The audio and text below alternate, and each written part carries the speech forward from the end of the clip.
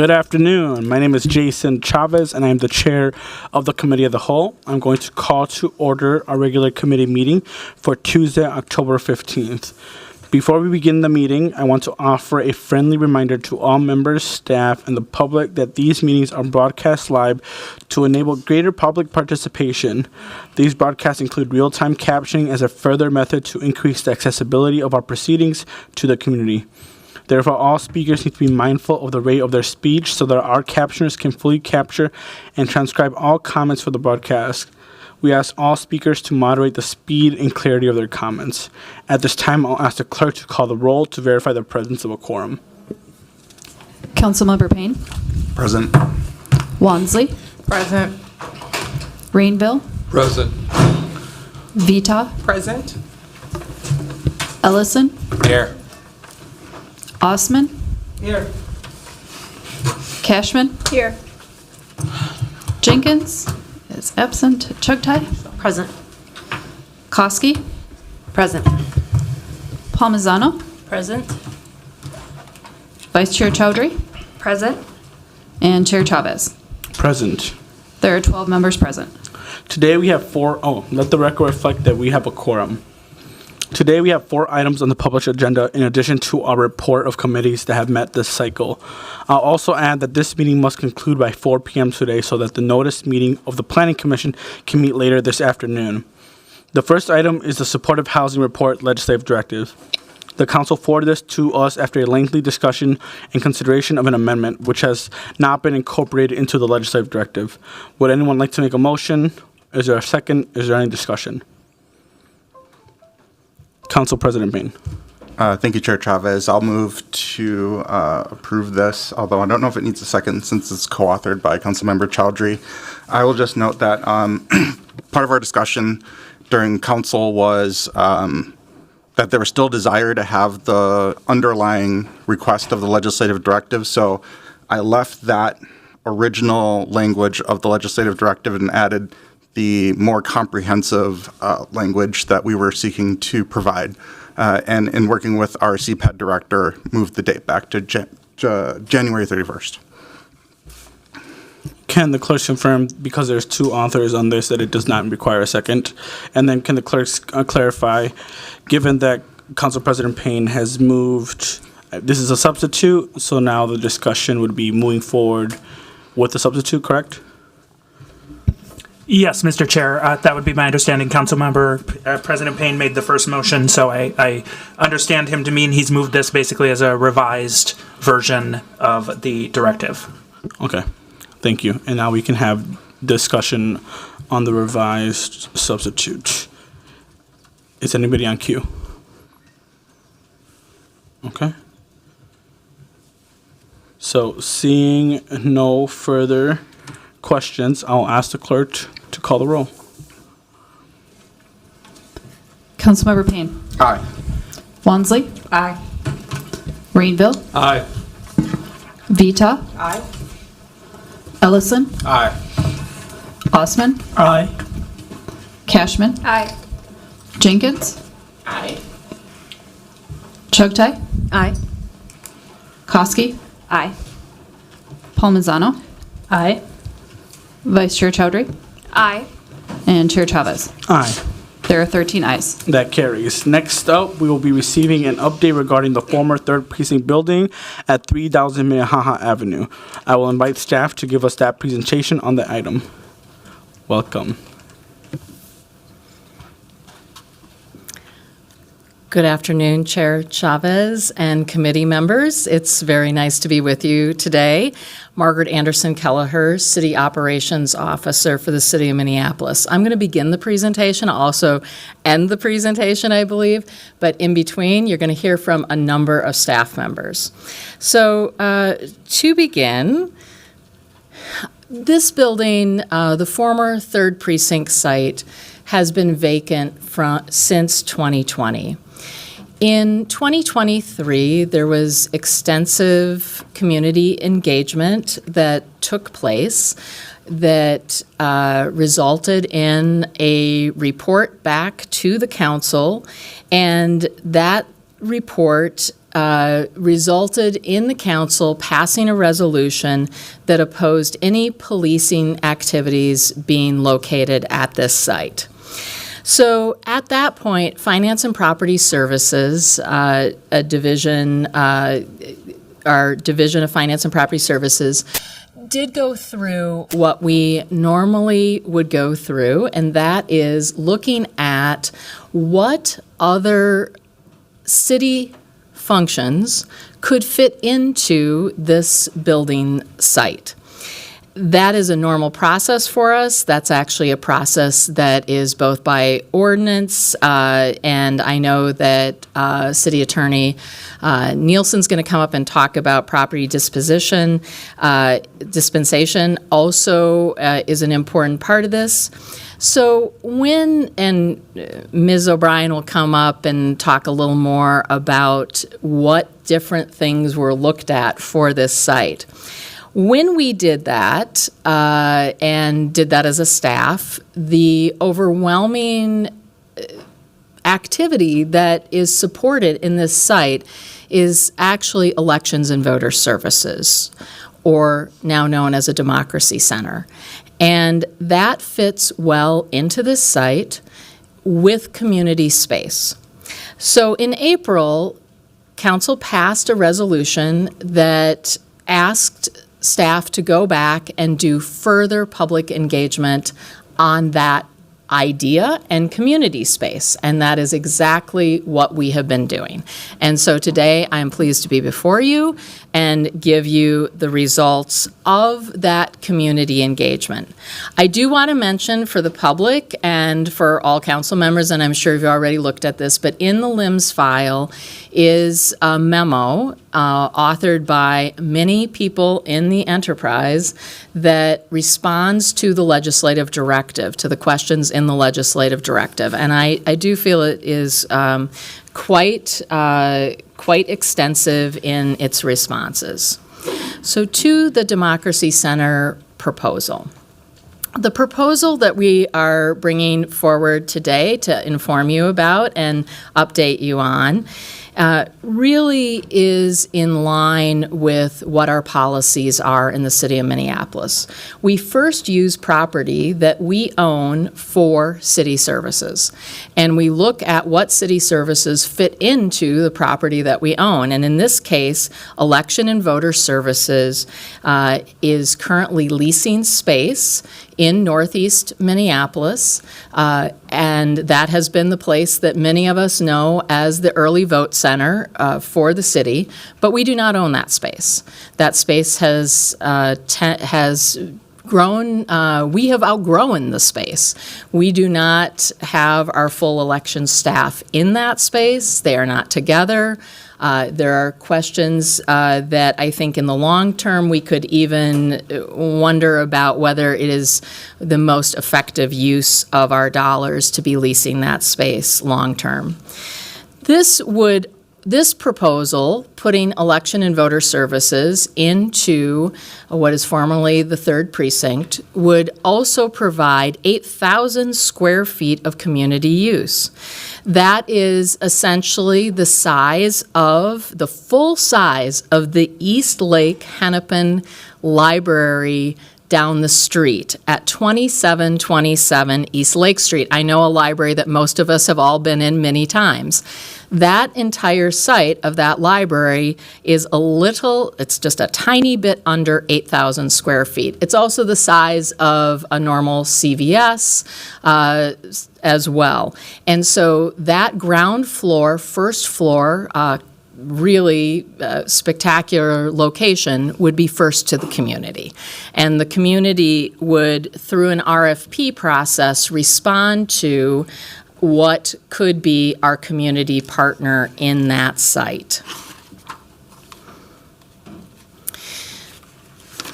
When asked to do the engagement with community, it was very important to us. We took this very seriously, and we tried to use multiple methods to gain the input of community. Overall, support for this proposal is 3-to-1 in support of a democracy center with community space. 3-to-1 in support. It is in both surveys. We did both a general resident survey of the city, so a wide survey, and then we did a very targeted survey to residents of the area. And in both of those surveys, they came back by a 3-to-1 margin. 50% of poll respondents believe that this democracy center will contribute to racial healing. 64% of Black residents that responded to the more detailed survey or specific survey to the area believe it'll contribute to racial healing. You might wonder, what were the things that community told us they'd like to see in the space? So social services, businesses, cultural services were most cited, and that would be the next step in our process for an RFP partner, is to go out and really search for that partner to meet the criteria of what community would like to see. We also heard a lot about green space, mobility hubs, public art, cited for the exterior features. And I think that it's important for us to say up front, we will abide by our own 2040 plan here in every step of this. And we also want to make sure that one of the design features, currently the entrance to this building is on Minnehaha.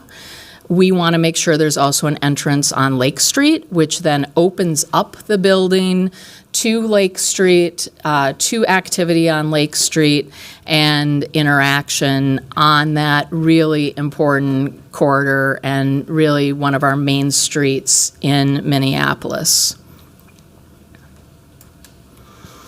So what you're going to hear next is we're going to hear from City Attorney, Deputy City Attorney Nielsen about the use and dispensation of city property. You're going to hear from Election and Voter Services, both our city clerk as well as Elections Director Katie Smith, on functional uses and analysis, the Democracy Center proposal, as well as property and finance services. We're going to also hear more on this engagement survey and work, the meetings, the surveys, all of that, and also hear about truth, healing, and reconciliation as we go through. I do want to thank the project team. This has been a tremendous amount of work. It's been led by two of our project managers, project leaders in the Office of Public Service. Alexander Cato has led that work, as well as we've had people from the City Attorney's Office involved the entire time, Finance and Property Services, the City Clerk's Office, Election and Voter Services, Neighborhood and Community Relations has been very involved, and race, equity, inclusion, and belonging. And I'm probably missing people who also contributed along the way, but I want to thank them all. This has been a tremendous amount of work. So at this point, I am going to move over and let City Attorney Nielsen come up and take the next part of the presentation, and I will return at the end and stand for questions. Thank you. Mr. Chair, thank you. Welcome up.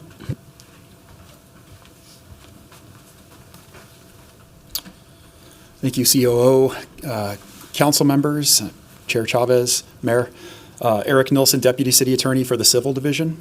And I think I'm apt to give you probably the shortest overview of city real estate disposition that you will ever hear. It's 2 slides, but there's a reason for that. So the city's real property inventory, the property that the city owns, publicly owned property, is bucketed in 2 categories.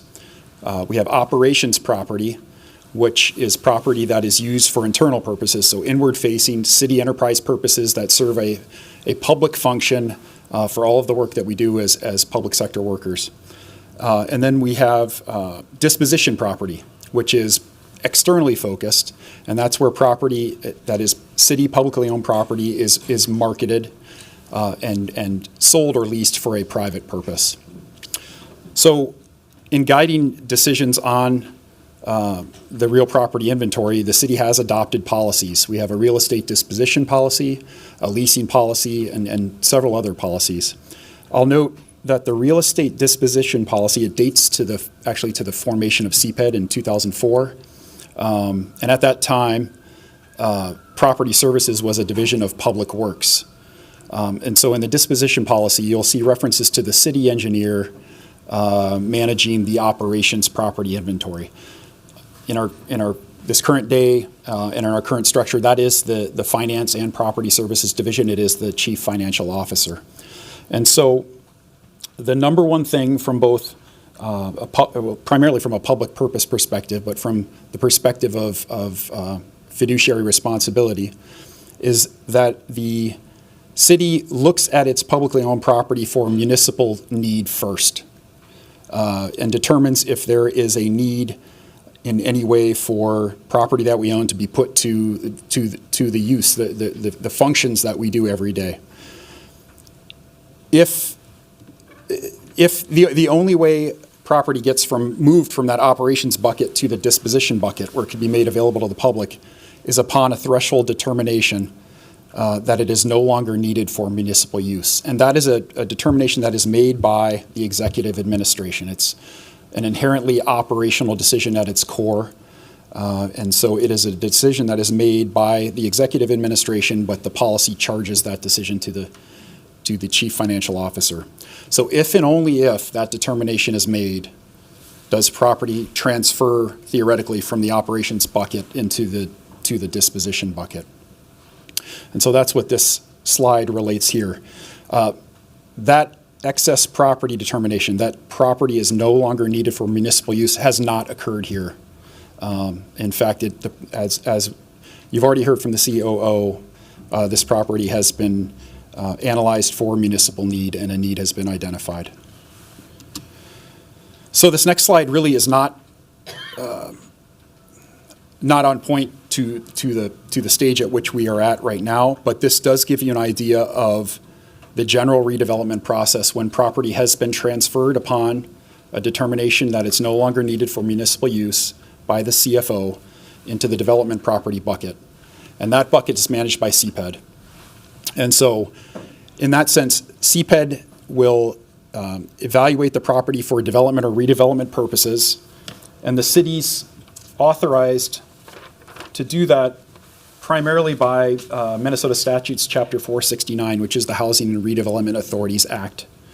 That act provides that authority to dispose of property for development and redevelopment purposes, and it gives specific examples of uses that are authorized, and you're all well familiar with those, including affordable housing, historic preservation, and economic development. And so in order to both meet public purpose and to achieve fulfill the obligation of fiduciary responsibility, CPED will typically, now there are some caveats to this, and that's where the policy gets into greater detail, but they will typically prepare a redevelopment plan and issue an RFP, so a competitive process. And then once a developer is chosen or the purchasing entity is chosen, they will then contract with that developer to sell or lease the property. So the actual disposition of the property occurs after the formulation of a development or redevelopment plan. And by doing it in that order, that ensures that public purpose is met, because you have the authority provided by state law and the public purpose provided and identified through the redevelopment plan. State law and the city's leasing policy require fair market value rent for private use. So non-city use requires fair market value rent with certain limited exceptions. There are some exceptions where some sort of lease write-down is available, but it's very, very specific to certain identified exceptions. And then just noting that historically long-term leases are rare. The city generally sells, fully disposes of redevelopment property. With that, I think the next up is the city clerk's office. Welcome up. Barb. Finance Property Services. Director O'Brien.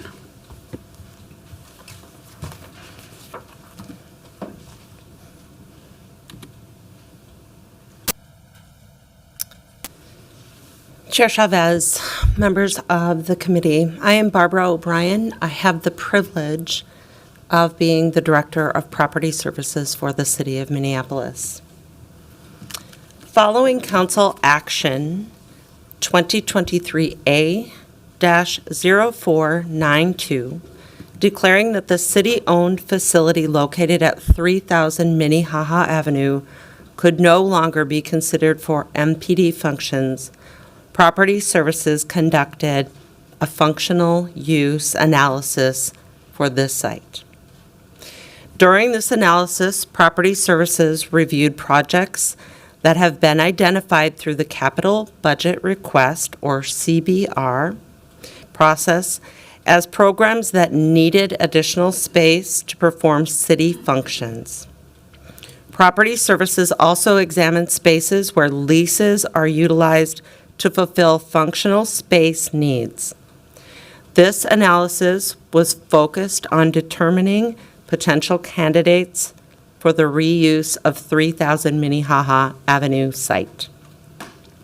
6 potential options for relocation to 3000 Minnehaha Avenue site were identified through this analysis. They are identified on this slide. These included Public Works Traffic Facility, the Farmers Market, Animal Care and Control, the proposed Hiawatha Training Facility, a relocated Water East Yard, and Elections and Voter Services. Further individual evaluation of these potential reuses considered uses that would be allowed at the 3000 Minnehaha Avenue site under both the old zoning code and the new 2040 land use rezoning plan. The Farmers Market, the Hiawatha Training Facility, and Elections and Voter Services emerged as the more likely candidates. Elections and Voter Services is currently located at a leased building at 980 East Hennepin Avenue.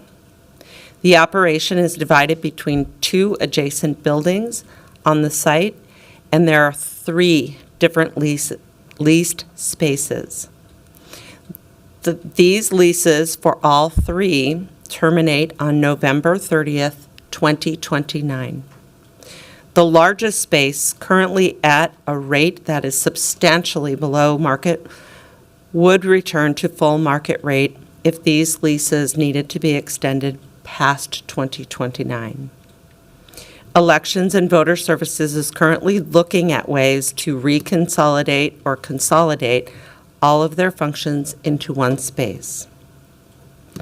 It is rare that city-owned facilities of any substantial size become open for functional operations or considerations for new uses. For this reason, no other existing city property has been considered to house the EVS function simply because it wasn't available, the property isn't available or does not exist. If 3000 Minnehaha Avenue were not available, the city would either have to continue to lease space or purchase and develop a new location for EVS to operate and have its operational needs. Accounting for all of these available pieces of data and this information, Property Services has determined that the EVS function would be best suited and the highest use for 3000 Minnehaha Avenue.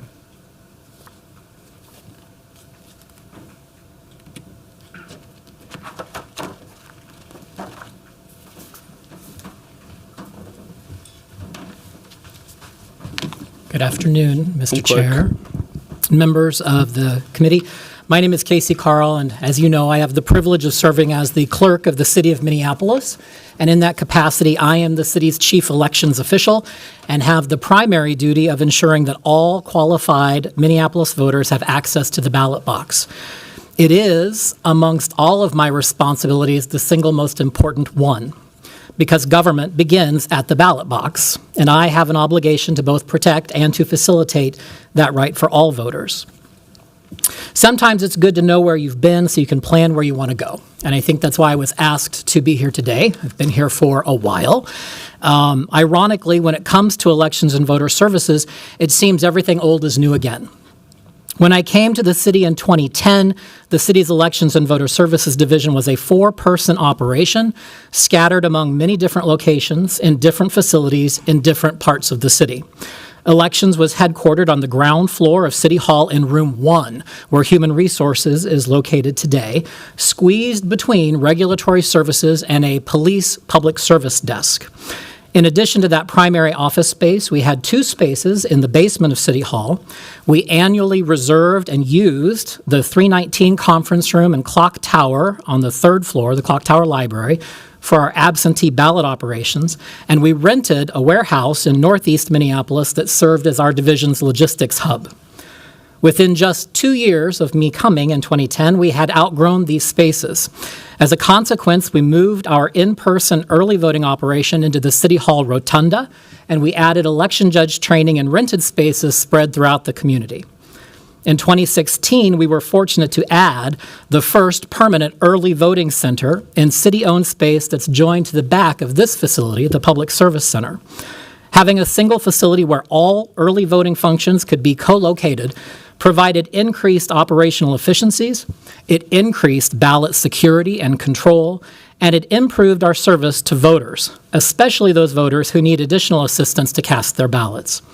With the creation of a permanent in-person early vote center, the city saw immediate and significant increases in the volume of in-person early voting, a trend, as you know, which has been sustained to this day. Finally, in 2019, the Elections Division was moved to its current location in a single all-in-one facility in the business park located at 980 East Hennepin Avenue. And while we were thrilled to have all of our operations finally located in a single facility, we actually lost square footage and were shoehorned into a much smaller space. So from the beginning, it wasn't the best fit in terms of size, and it prevented any potential programmatic growth despite year-over-year increases in voter turnout and participation.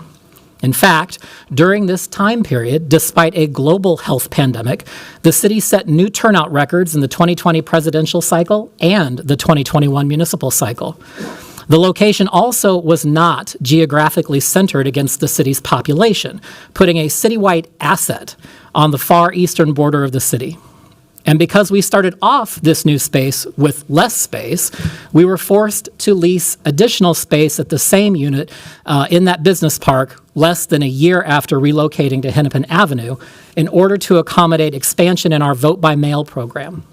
In 2022, we had to lease a 3rd unit, meaning that Elections Division today operates in 3 separate units in 2 different buildings on one business campus. That disconnect between various programs in this small division creates significant operational inefficiencies and challenges for us. Plus, as noted during prior presentations, all of these leases at Hennepin Avenue site are set to expire in 2029. That's just 4 years away. From an elections perspective, it means we have a 4-year window to plan. Are we going to dig deeper into leasing, either at the current site or a potential new location, or relocate to a city-owned property? It means the actual operation of that move will happen during a gubernatorial or presidential election year, which presents further complications for us. So just like when I started 15 years ago, the Elections and Voter Services Division is operating out of multiple unconnected spaces. We're confronting significant operational challenges, and we're doing so in an increasingly polarized political environment where trust in election processes is at stake. The demand for accuracy, security, and procedural integrity have never been greater. Elections here and everywhere are under intense levels of scrutiny that are almost unparalleled in other departments. I also have to acknowledge that when the 980 Hennepin site was first proposed, I strongly objected to it. Our goals have always been to find a city-owned property that is centrally located in order to improve access and service to the broadest number of voters possible. A site that is well served by public transit and in close proximity to major transit corridors. A site with adjacent parking, especially parking controlled by the city, to support our election judges, our seasonal workers, and our voters. And a facility that's large enough to accommodate all of our operations under a single roof, but still allow for future programmatic growth. That's an incredibly tall order.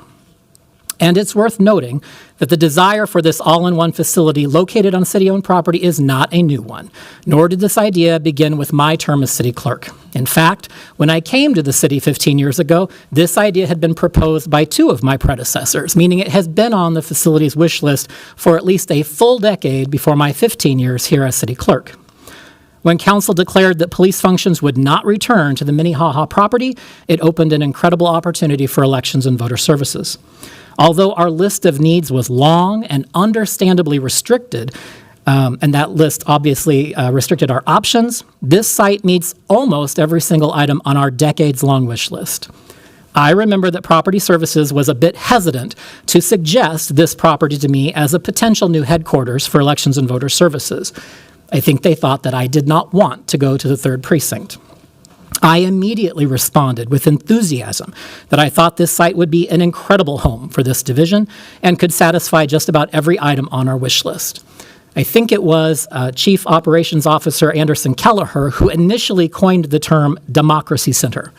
And in a presidential election year when democracy itself has been noted as being on the ballot, I think it reinforces the fact that elections have consequences, that elections matter, especially in the city with the highest turnout in the state that routinely leads the nation in terms of voter participation.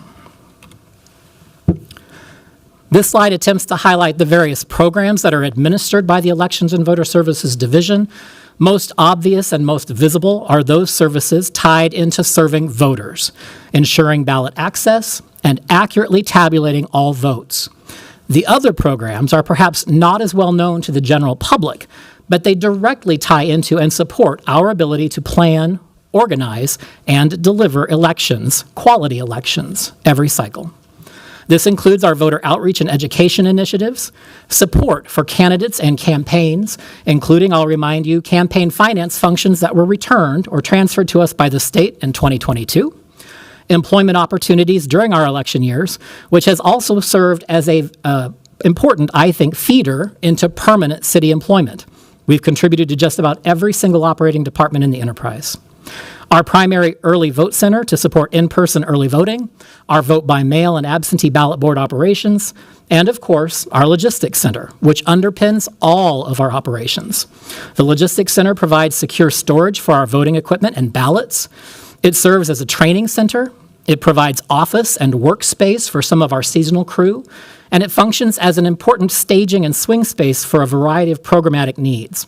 For example, just this morning, we started our public accuracy test of all of our elections equipment prior to this year's general presidential election, which I'll remind everyone is in just 20 days. I'll also note that the Elections Division has been an active partner to other city departments and community needs over the past few years. Most obvious was the use of our existing facility to provide dedicated health screenings and clinics for the community at large during the COVID public health emergency. The Election Center also served as the city's 311 service center in the immediate aftermath of the burning of the 3rd Police Precinct, which is where a 311 center was located. So the elections headquarters not only meets the needs of the city's election programs, but also provides accommodation for other critical city programs and services.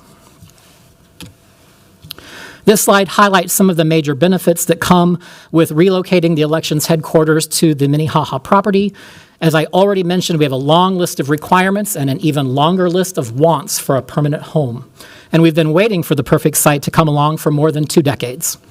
This property is centrally located to the city's boundaries, meaning that voter access is greatly expanded across all wards. Rather than being located on the periphery as we are today, this move puts the Elections and Voter Services Division in a more central location that is centered between and which has close proximity to major transit corridors. Those include I-35W to the west, 94 to the north, 62 to the south, and both Highway 55 and the Metro Transit Blue Line within walking distance. It is also located on Lake Street, which is served by bus lines 7, 21, 27, and 53. And next year, the Metro B Line bus rapid transit is set to open and will run right down Lake Street, further increasing public transit options to this site.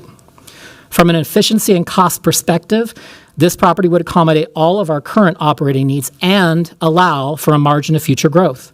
It would also take the Elections Division out of expensive leased space and put it into a permanent home that is owned and operated by the city. From an overall accessibility standpoint that serves the entire city population, this site is nearly unmatched, especially when considering the multiple options for getting to this site using public transit options I've already listed.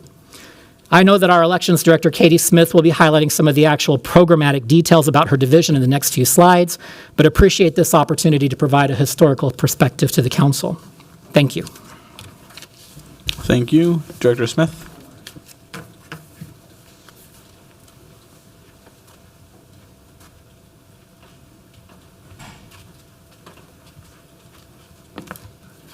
Thank you. Good afternoon, Chair Chavez, members of council, mayor.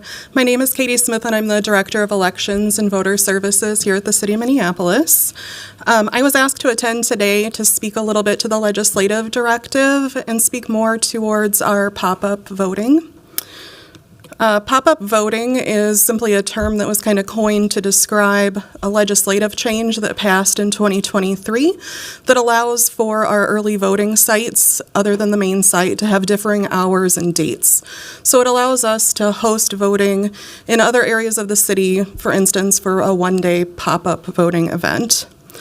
In such, we first looked at understanding our eligible voting age population and what communities might not be served to the extent that we would like to serve them. This starts with looking at our CVAP data, so citizens of a voting age population, and trying to understand who is it that isn't participating in elections. When we look at that data from the last census, we find that there could be up to 79,000 unregistered eligible voters living within the city of Minneapolis. We know that eligible non-voters are more likely to be from non-English speaking, lower income. They might have high school education or less, renters, people of color, and youth. Factors that contribute to people being able to participate in the election include voting ease, proximity, and accessibility. Those are consistently cited as factors that contribute to increases in turnout. We established pop-up voting activities as kind of trial runs at our three most recent elections. The first of which was at the University of Minnesota for our 2023 municipal, where we served 95 voters. And we found that 27 of those voters didn't previously participate in the 2021 municipal election. And we find that individuals last voted all the way back to 2005. For the 2024 presidential nomination primary, we had a pop-up voting at the Catholic Charities at the Evergreen Residence, where we served a total of 55 voters. We found that 35 of those individuals did not participate in the 2020 election, and 15 were first-time Minnesota voters. At our Midtown Global Market pop-up at this most recent 2024 primary election, we served 140 voters, and 12 of those were updated or first-time registrations. From all of that, we've learned that through our pop-up voting events, we aren't just moving around where people are choosing to vote, but we're actually reaching communities that weren't previously participating. The work that's gone into this has driven the presidential general pop-up voting sites, which are viewed on the map here. This includes our 11 pop-up voting events that are planned that start on October 22nd. It also includes our main site, and then our two longer-term sites, our north one at Urban League and our south one at Bethel Church.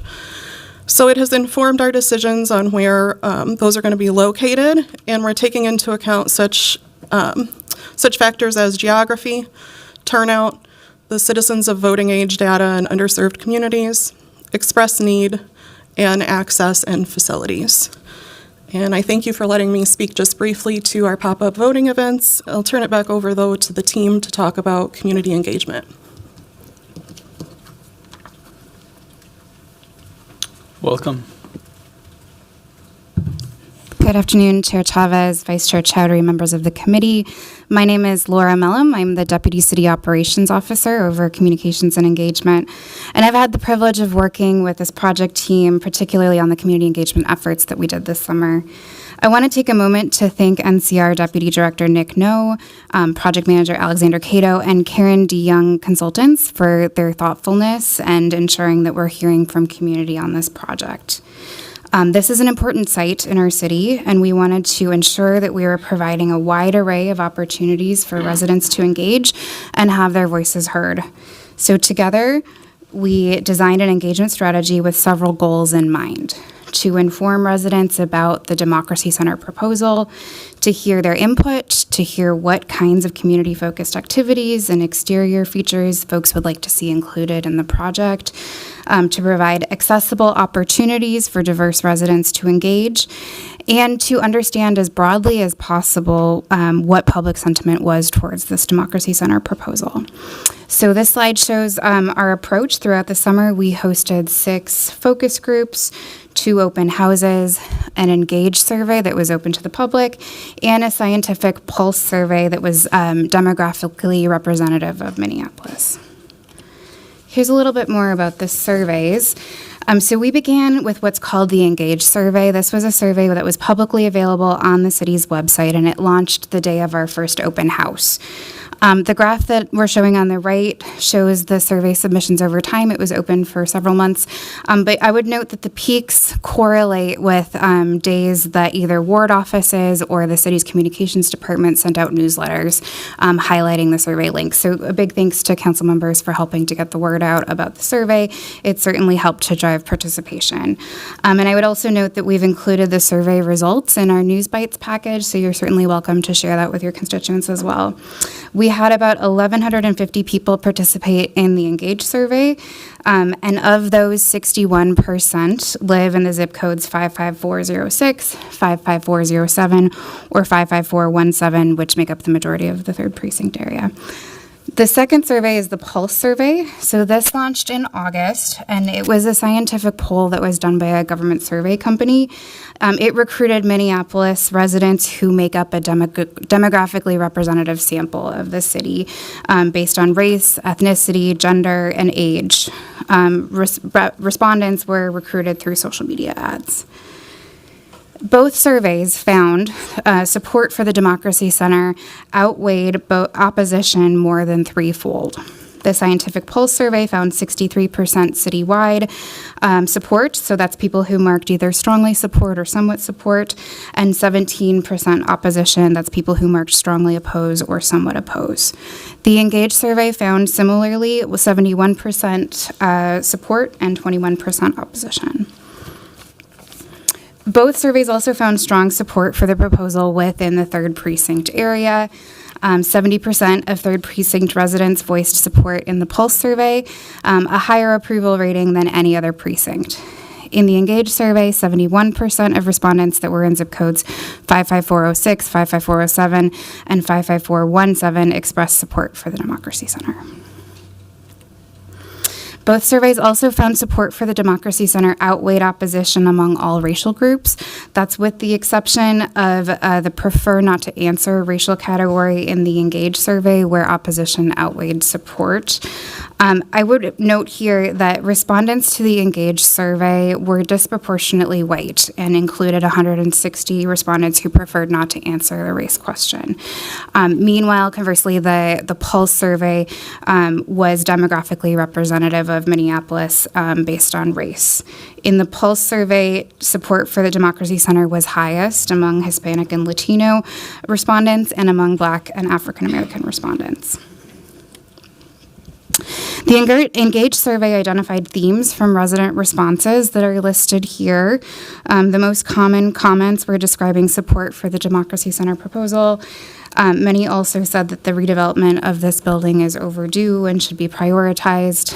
Many preferred the building to return to a police precinct and expressed frustration with previous decisions.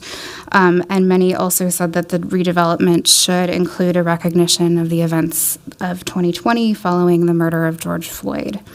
The full Engage report goes into more depth on these open-ended responses.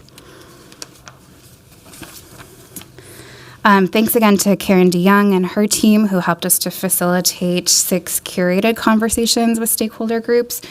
We had a somewhat small turnout for these conversations with 36 people in total attending and only 28 who spoke as the report notes.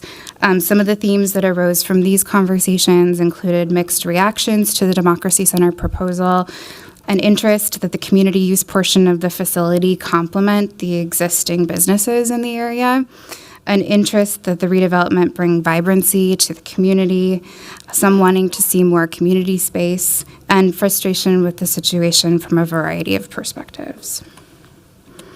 In terms of the community use feedback, social services was the top pick for the community use space across both surveys and in the curated conversations and open houses. Other high-ranked activities included community gathering space, business and commercial, and a cultural center use. And then interest in exterior features varied by engagement type, but generally speaking, green space, a mobility hub, and public art were top interests. That concludes my report on the engagement, and I will pass it over to Director Corbett. Thank you. Welcome up, Director.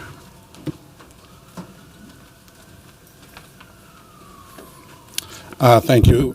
Good afternoon, Chair Chavez and council members. I am Prince Corbett, Director of the Racial Equity, Inclusion, and Belonging Department, here to talk about the Truth, Healing, and Reconciliation and explanation of how for future engagement of Minnehaha 3000 will integrate truth, healing, and reconciliation and other recommenders provided from that 3rd Precinct Engagement Report. I want to start with, when it comes to truth, racial healing, and reconciliation, to note that prior to 2024, there was no defined definition of what racial healing is within the city of Minneapolis. It was not conceptualized, and there was not a defined conceptualization of a truth and reconciliation process. Through our department, the Race Equity, Inclusion, and Belonging Department, in partnership with Good Works Consulting, we now have a definition of what racial healing is with the city of Minneapolis, as well as a truth, healing, and reconciliation process. This is the definition of racial healing for the city of Minneapolis that we have partnered with Good Works Consulting with. And I bring up Good Works Consulting because it was through the Metamorphosis program, and Metamorphosis is a 6-month anti-racist leadership program focused on addressing individual, institutional, and systemic racism, where the partnership with Good Works and going through that process, I brought it up to our consultant partners that I would really like to figure out how to have a definition of racial healing through the Metamorphosis program, as well as how do we embed truth, healing, and reconciliation throughout the city of Minneapolis. And so racial healing refers to the process of recognizing, addressing, and reconciling individual and collective racism, its historical roots, and its current impacts on society. It involves acknowledging past injustices and harms caused by racial discrimination and working towards repairing the damage, fostering understanding, empathy, and respect amongst racial groups. This process aims to heal wounds created by racism, build bridges across communities, and create an inclusive society where all individuals belong, can thrive without barriers and racial prejudice and inequity. And with racial healing, there are 3 areas of racial healing that is defined, which is self, social, and systems. And this correlates with Kellogg Foundation's theory of change around racial healing when they talk about the self, community, and the organization. So when thinking about racial healing in the 3 areas and looking at the self, these are aspects of how we get to racial healing with our own self. When we as individuals are triggered by racism or in conversations about addressing racism around some active body practices, grounding techniques, physical movement, therapeutic support. So for an example, if having a one-on-one conversation or an individual in a setting where we're talking about race or racism and the impacts can be a little bit heavy, there's a practice that's called tapping. I use this sometimes, which is just taking our hands and tapping it right up against our heart to bringing us back down and getting connected. If we're triggered, sometimes there's a practice called humming where we breathe in, and when we breathe out, we hum, which is hum. These are some of the self-practices as well as the therapeutic support. So I want to be clear about that. So that's one aspect. And when it comes to the 3,000 Minnehaha, I don't think that we're really looking at self, but want to fully explain. Around 3,000 Minnehaha, I think what folks are looking for is around the social, the community connection, the collective validation, the empathy and support, the collective receiving, and the cultural practices. And I would say with the community connection, access to healing power of being in a community where one's experiences are understood and validated. So thinking about self, social, and then the broader community. And we have, I'm going to share with you all once I get done about a exciting project to leak a little bit of information about how we are dealing with the social aspect.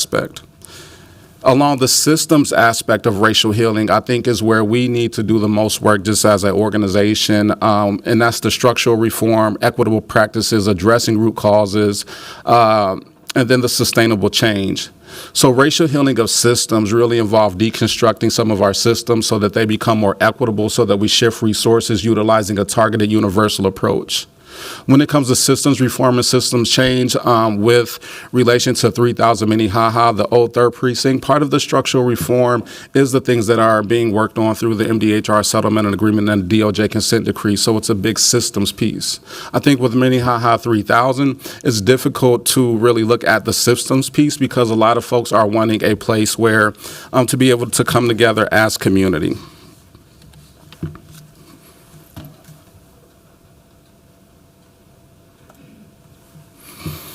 And so when it comes to the survey, I wanted to share this out. That first, the definition that we had of racial healing, we put that definition in the survey and asked respondents to think about and to consider how does the redevelopment contribute to racial healing based upon that definition.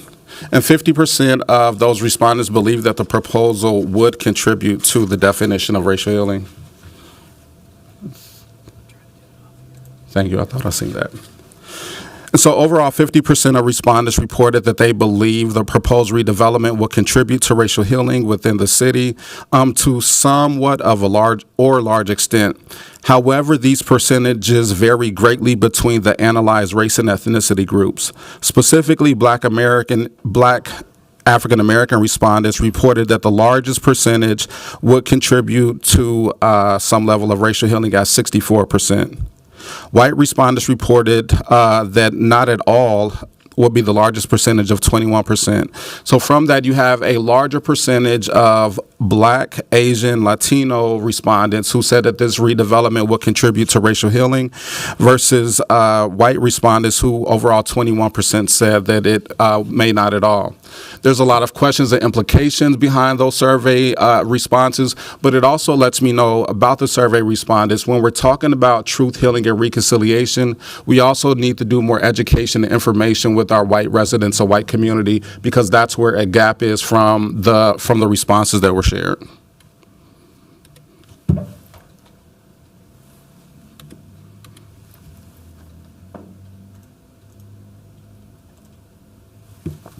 And finally, to share with you all the truth, healing, and reconciliation process. This is the truth, healing, and reconciliation process that was developed by Good Works Consulting. Number one is telling the truth, the whole truth and nothing but the truth, and also recognizing that two truths can be different, but in truth telling, there's also sharing the facts. Number two is seeking to understand, which is coming down and actually being able to hear the two opposing truths that may be, and actually being able to sit down and understand like the opposing truths. Number three is remediate. And you see under remediate is taking tangible actions of the self, social, and systems when we talk about the definition of racial healing. And then number four, the follow up and follow through. Something to note about this process is that it is not a linear process. It's a simple 4-step process, but it is not always 1, 2, 3, and 4. We might start off at 1, spend some time at 1, go to 2, seeking to understand, realizing that some of the truths may need to be resolved again, go back to 1. We may get to 3, but this is not a linear process. And with this model, it takes accountability of recognizing harm and takes responsibility to build trust and the credibility. It involves the empathetic listening of promoting understanding of the experience of those who have been harmed. It's a nonlinear process and allows flexibility in managing complex situations. It's emotional intensity, addressing and rectifying harm that can be emotionally intense. And at these different levels, there's an internal check that we do, and internal can be on the individual or systems or as a organization.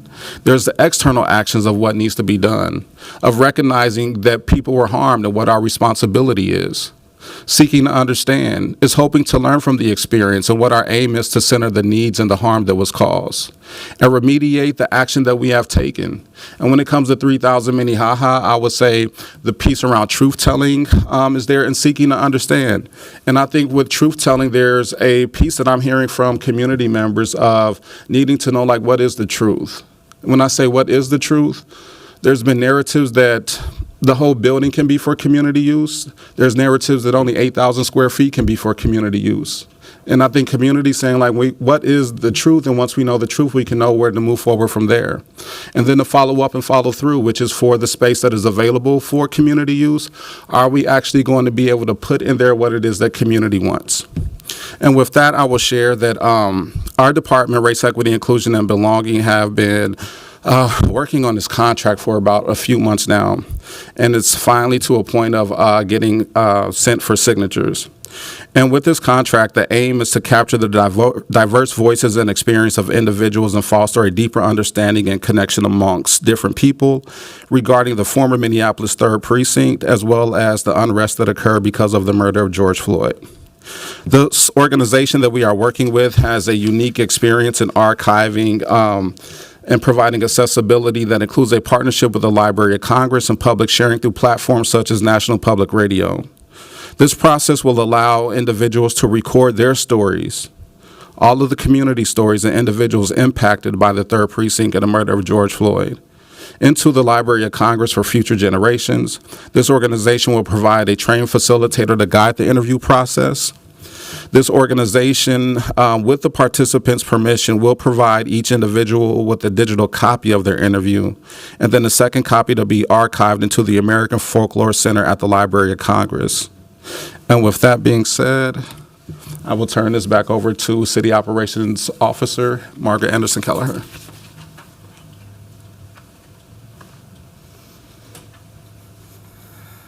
Welcome back. Thank you, Mr. Chair. Mr. Chair and council members, committee members, I hope today you can see how proud we are of the work that's been done here.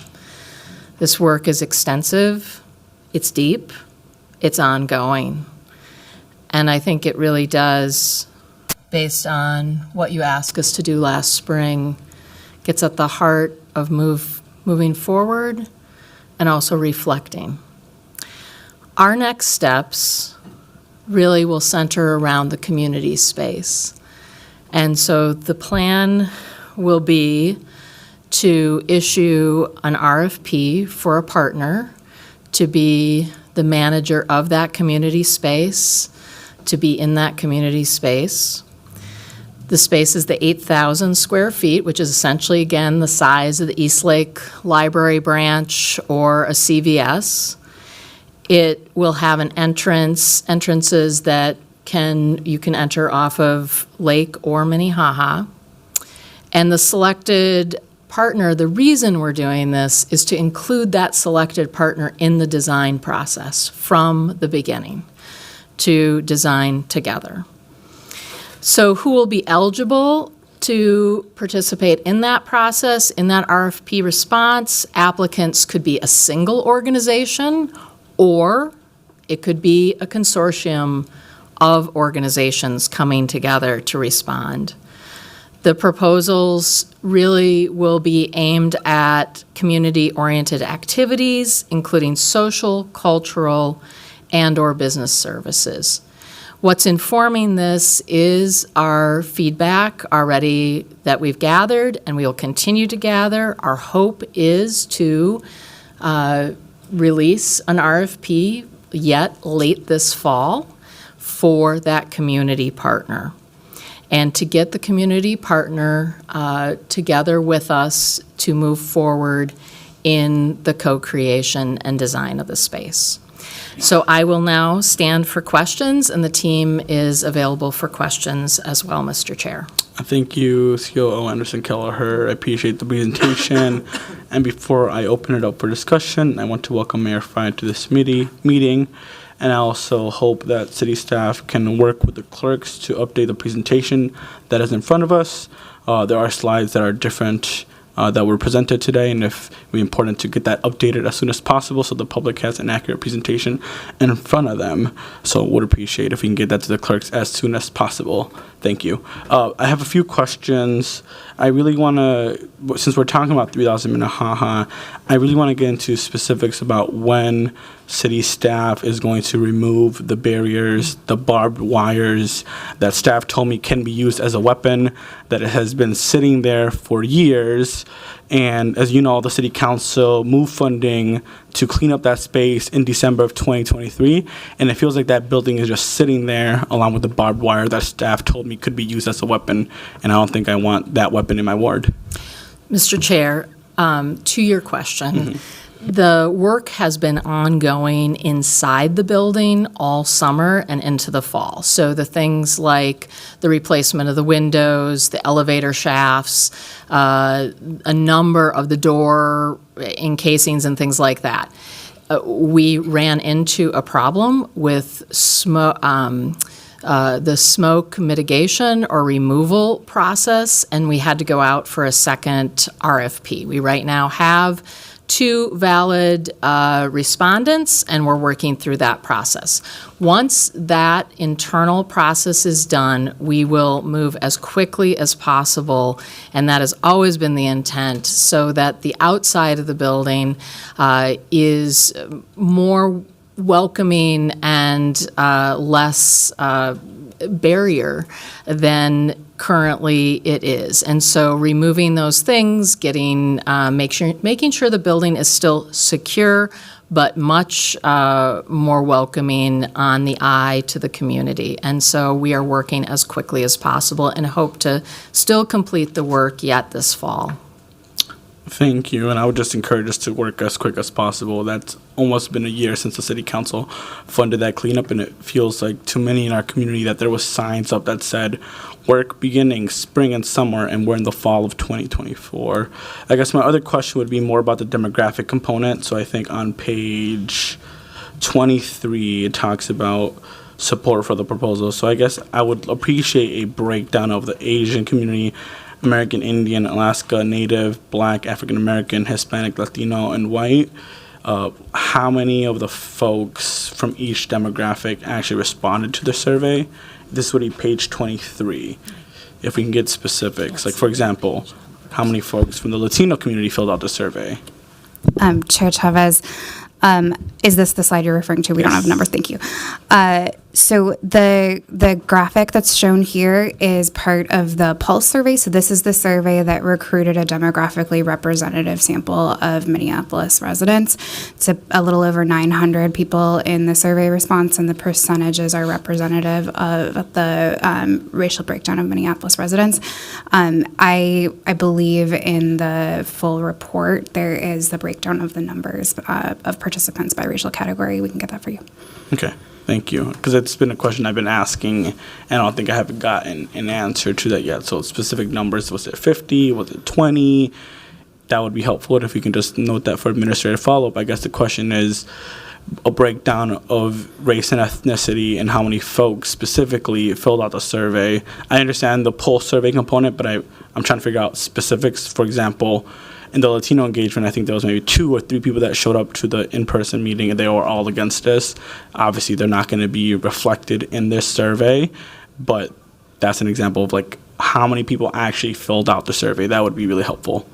And if staff can follow up, that would be helpful. Chair, we can certainly get that for you. And I would note here, too, that this is part of why we wanted to design a multi-layered engagement approach, because we've seen, across the board that surveys that are open to the public tend to skew more white, and that we aren't able to elevate the opinions and voices of our communities of color. So that is why we chose to do an additional demographically representative survey, and I'll be happy to follow up with those numbers. Thank you. I appreciate it. And then my last, I guess, a comment for the public is on page 2. It talks about background, that it's been vacant since 2020, and then it jumps into a 2023 community engagement component.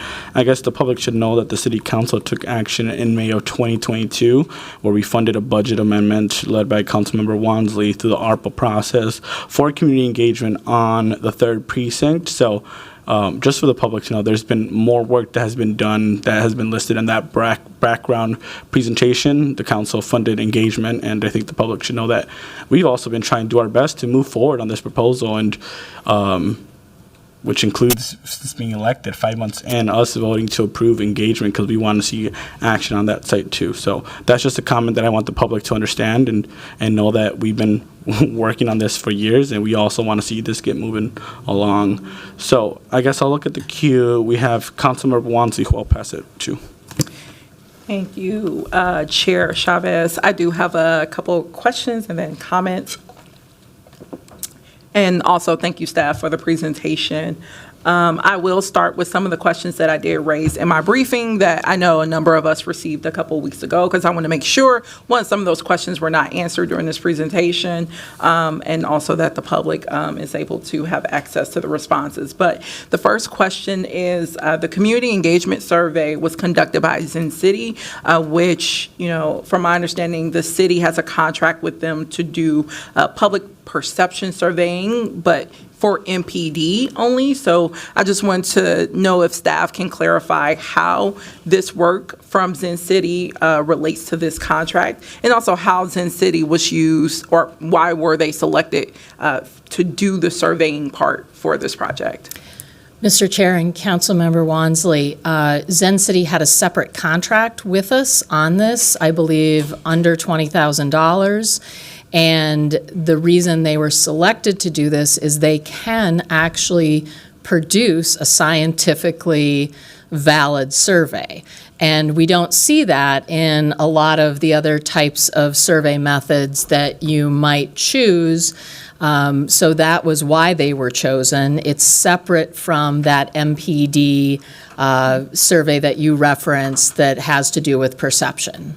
Okay, so scientific, because also I know when we last considered Zen City's contract last term, there was a number of concerns actually raised, one about the data privacy components of how they administer their surveying technologies, but also around the scientific component that you raised. So I definitely am interested in knowing, again, why other options weren't explored before selecting Zen City. But next, and this actually builds upon the question raised by Chair Chavez, and this came up in our briefing as well, and I've heard it repeatedly from residents around the area, and that's them being extremely frustrated with the concrete barriers still being around the property, along with the razor wire that is attached to those barriers. And also, it's extremely frustrating for them when they see that, but they see a sign behind them that still says, cleanup will begin this spring and summer, and of course now it's October,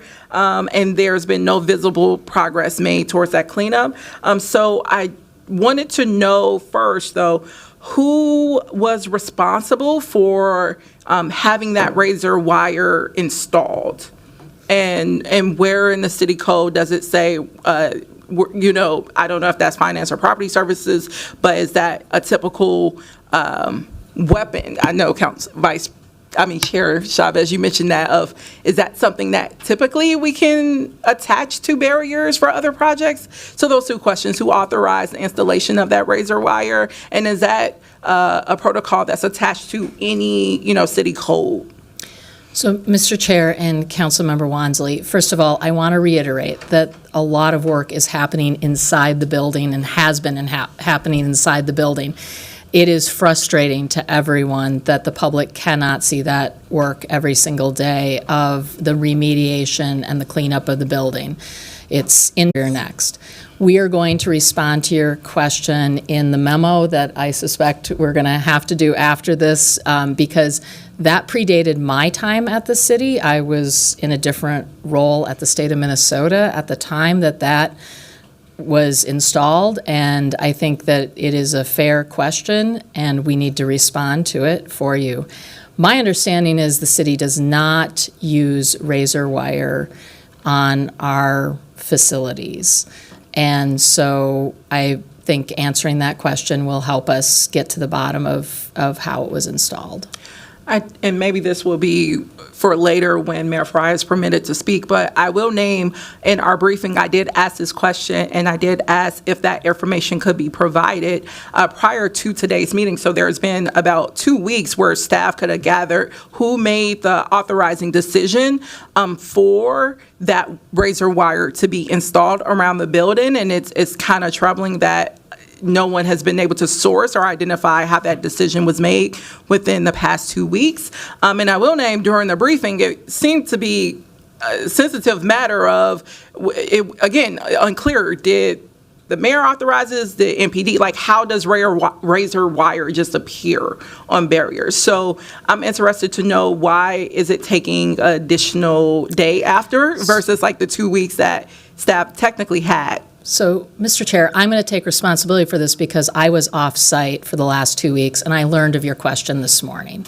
So I did not know of this question until today, and we will get you an answer. Thank you. And if we can just note that for administrative follow-up, that would be really important to get that question. Thank you. Thank you. And then next question, can staff speak to how many city-owned facilities do we currently have? Mr. Chair, if I could ask Ms. Director O'Brien O'Brien. to come up. Thank you.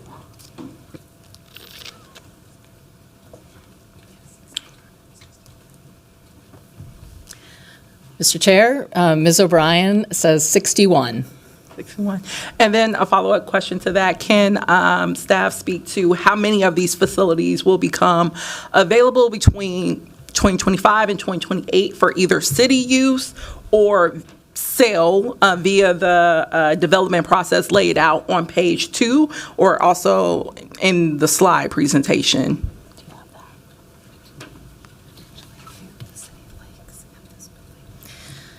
Mr. Chair, Councilmember Wansley, potentially 2 may become available in between now and that timeline. The City of Lakes building potentially, and the building we sit in today potentially. Okay, so only 2 of the 61 in the next 3 years. Okay.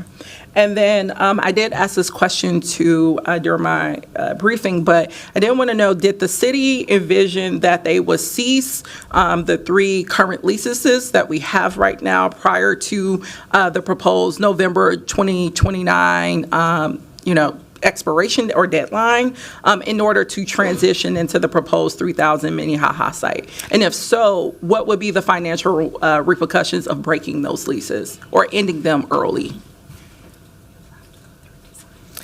So, Mr. Chair and Councilmember Wansley, we have to go through the design process before we know exactly when we would be able to be in this new building with election and voter services. The goal is to be in there before 2029. That is not atypical on a lease for us to need to leave a building sooner, but it's really a careful timing of the new building being prepared and being ready and the lease expiring. And do we not have information? Because typically, early lease terminations, even as a renter, we have that in terms of the financial penalties. Do we know the financial penalties attached to terminating those leases early? So, Mr. Chair and Councilmember Wansley, we can try to address that in the memo. I don't have it certainly myself, but that would be something we could follow up with you. And Councilmember Wansley, can you repeat that question for administrative follow-up? Yes. What will be the financial penalties associated with terminating the 3 leases prior to November 2029? Thank you. Thank you. Then my next question is, I just want to make sure, because I've gotten some questions around this. Will the 3033 Snelling parcel be impacted at all or involved in the EVS proposed project?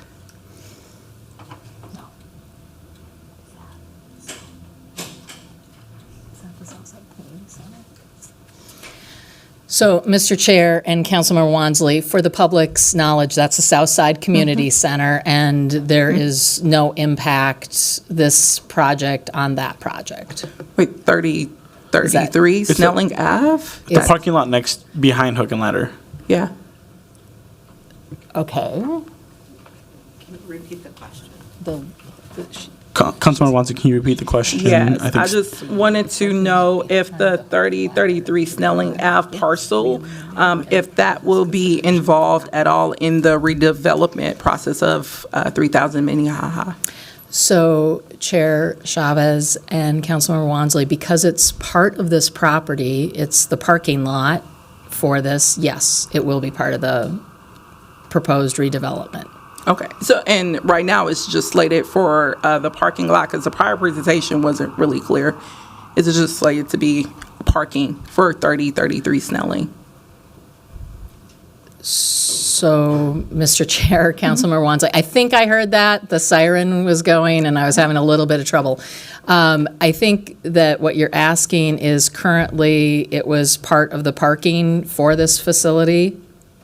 No, it's currently parking behind Hooks and Ladder, but just want to know if it would be maintained as just parking, or is there conversations around maybe also developing anything on that parcel that's tied to the EVS redevelopment? Thank you, Mr. Chair and Councilmember Wansley. So first of all, I believe that the plan is there needs to be parking for this facility, and likely it goes into that category of parking, although we have also heard about green space being a need in this area in terms of design. And so without a design process, we really can't say for sure exactly what every square foot of the outside will be. That's, I think, the next part of the process. Okay, but just for full clarification, the proposed 3000 Minnehaha redevelopment does include the 3033 Snelling Ave parcel as well.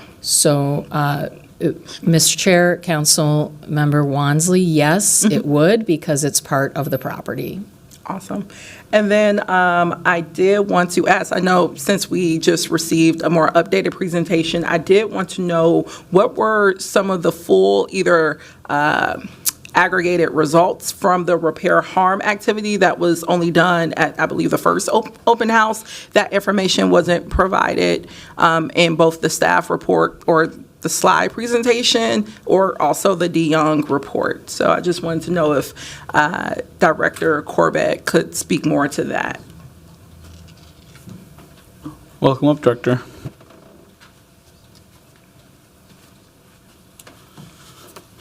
Chair Chavez, Councilmember Wansley, what I have in front of me is we took the repair harm model to the first 3000 Minnehaha open house engagement, and what we did, we had people put stickers up around what areas do they feel that the city need to do a little bit more work on when it comes to the repair harm model process. And I would say aggregately, overall, people who attended the first 3000 Minnehaha open house session said that the city does about half the truth telling, skipping the seeking to understand, jumping right to remediate, and let alone the follow up and follow through. So it says that we need to do a little bit more work. At least this is from hearing from people, that the 100% of truth telling, and then taking the time to sit down and actually listen to community members as they are telling us the truth. So does that answer your question? Is there a way to have that be added as an addendum? I mean, I have glasses, but Yes. my eyes is not reaching that far. Just so our residents can also see it. And also I want to know why did the administration only go with doing that activity once at the beginning as opposed to integrating it into all the open house series and also the survey materials too? I can say, Chair Chavez and Councilmember Wansley. I would say for our department and like for the engagement, we just finalized like what the truth and reconciliation process is roughly back in March or April. So now that we have like a conceptualization and a definition of a truth and reconciliation process, now there also needs to be time to actually like test it out in a sense. Like, does it actually work with community members? So we brought this to the first open house as we were invited to be able to get communities' reaction and reflections like about the process. But I would say within our department, we also need to do more engagement from community members as a whole about the process. So just to make sure I'm hearing this right, it was around piloting this process, but it does seem like with the board, and I saw some of those activities at the last open house, like it seemed like it could be something that could have been integrated into the following, open houses, just to get a sense of overall, where did people stand in response to the themes that's outlined on that board? Chair Chavez, Councilmember Wansley, I would say correct. So with the truth-telling and the seeking to understand, REIB is planning on doing, as we get this contract signed, a lot of engagement around the truth-telling and seeking to understand when it comes to Minnehaha 3000 and some other activities. Right now, that contract is being sent out for signatures, and we hope to be able to come back to provide a clear update around that engagement process and those two specific pieces. And then from the interviews that we will be capturing with the organization that we will be partnering with, being able to take some of the data from the interviews and being able to analyze the data around the remediate process around what it is that community has shared. That's good to hear that there is following engagement, and that coincides with the TBD kind of statement in the report around what this truth, healing, and reconciliation will look like. It just also seems it could have been done also throughout this process, but yeah.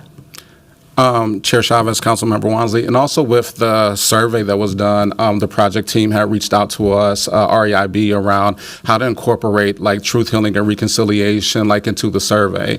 And so that was another reason why, like with the survey and having that question and providing the definition, to get additional community feedback like around the process that we have come up with. Awesome. And that actually leads to my next question, because I also asked for this material in my briefing, but I didn't get it. But I would like to see what the actual copies were, or to receive a copy of the actual Post and Engage survey that was extended to the public, just so we can, see, and for the residents to see like what they were interfacing with in case they didn't get a chance to participate. So if we can also note that for staff follow-up. Councilmember Wansley, can you repeat that for staff? Yes, if we could receive copies of, loud whispers over here. If I could receive copies of both the Pulse and Engage survey. Thank you. Thank you. Awesome. I will just slide into my comments real quick. One, Chair Chavez, you already highlighted this piece, and thank you for bringing attention to this. On slide 2, there was the lack of inclusion of the fact that actually in April of 2022, my office worked with a number of you to allocate $100,000 towards the engagement process on the future of this site. And it's been known now that the administration misspent those dollars and instead used it to ask residents to ask if they would rather have a police precinct at the site or not. And that put us on a year-long saga where the meaningful engagement that many of us had envisioned with the allocation of that $100,000 essentially just did not become realized. And yet, even within that completely broken framework, residents heavily participated in that process, and it was great to see. And many of them named that they wanted to see the city do that truth and healing and reconciliation work intentionally. And while that continues to be a main priority for our residents, I will say I was very surprised to see that of the staff report, only a half a page was dedicated towards providing information on how that was, integrated in terms of. And Director Corbett just mentioned that it looked like staff giving consultation to staff on how to do truth and reconciliation work, and then that TBD of we're going to have some ongoing things that we can't inform you of right now. I also had wished we could have saw the full results of that repair harm model, because it did seem like that was a really engaging activity for residents to finally have a moment to express what they would like the city to do as we actually attempt to acknowledge what happened at this site, the harms that took place at 3000 Minnehaha, and we call it 3000 Minnehaha, but it was the former 3rd Precinct that caused tremendous and long-lasting trauma for a lot of Black and Brown and Indigenous residents, and that's affirmed in the MDHR investigative report that notes that racism, sexism, and violence was very much normalized within our police department, and it was very much embodied at that precinct, and our residents felt that. And we keep sidestepping that reality.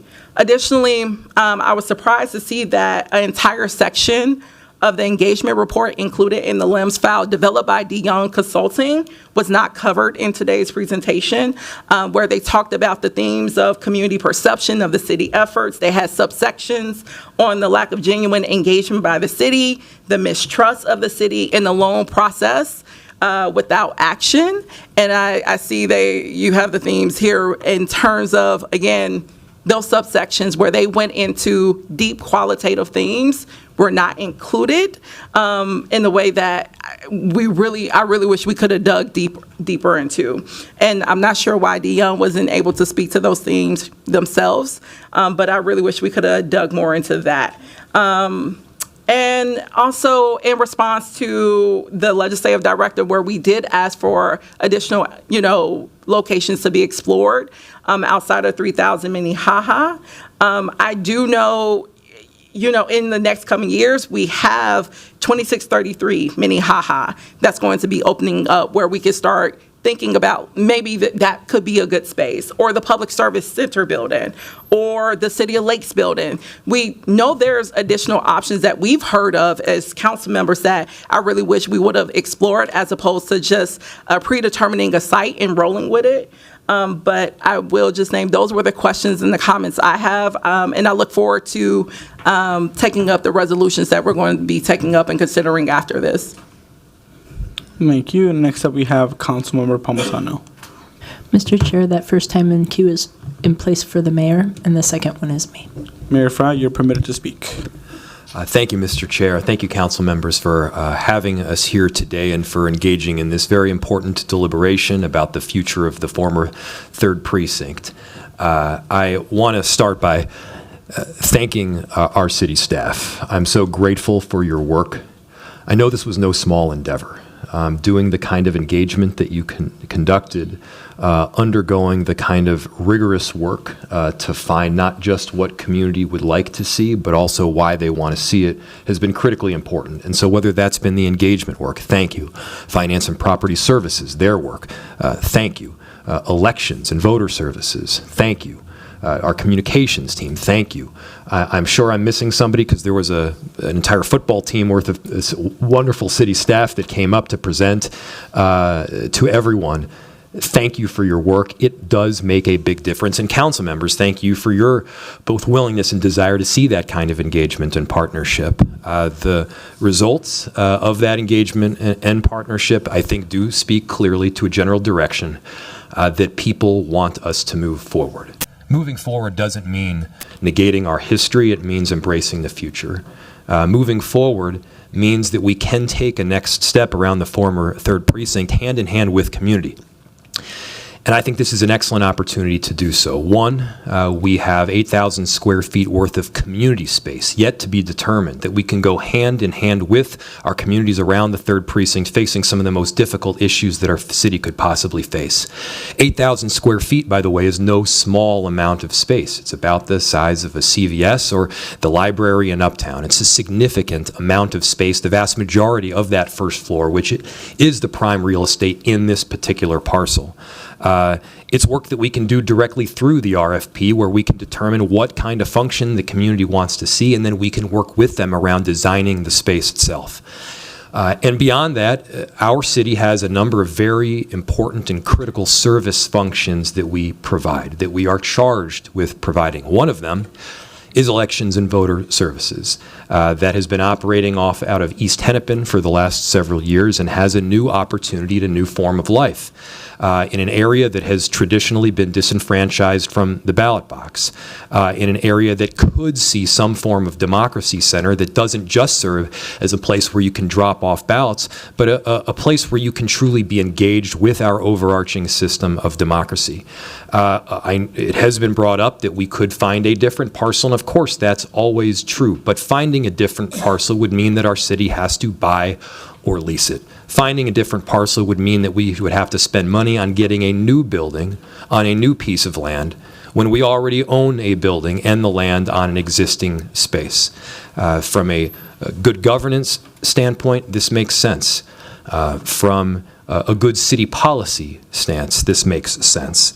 And I do think there's quite a bit of room to do both the work of the city, the service that we need to provide, and also the work of directly engaging community members around what they want to see with that very significant portion of space. I think that this is a great opportunity to use the substantial engagement that was conducted to the betterment of a proposal, to use the 3-to-1 numbers that we saw to move forward with something. That's my ask at the end of the day. It's let's, as a city, collectively move forward. Let's lock arms and move forward to do this right. Again, it's not running away from the past. It's recognizing, acknowledging the past, doing that important truth and reconciliation work that our director of REIB said, but also charting a course for the future. It's time to move forward. Council members, thank you so much for your time today and your deliberation. Thank you. Vice Chair Chowdhury. Thank you, Chair Chavez. I did have some questions.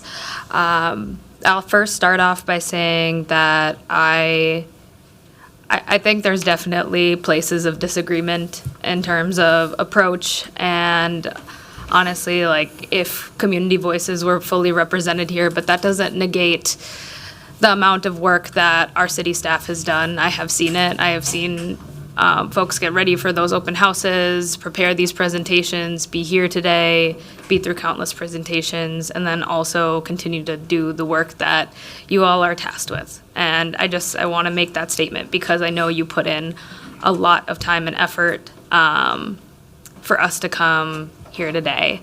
The few places that I wanted to kind of touch on, I was hoping that we would talk a little bit more about the cleanup. So there was like a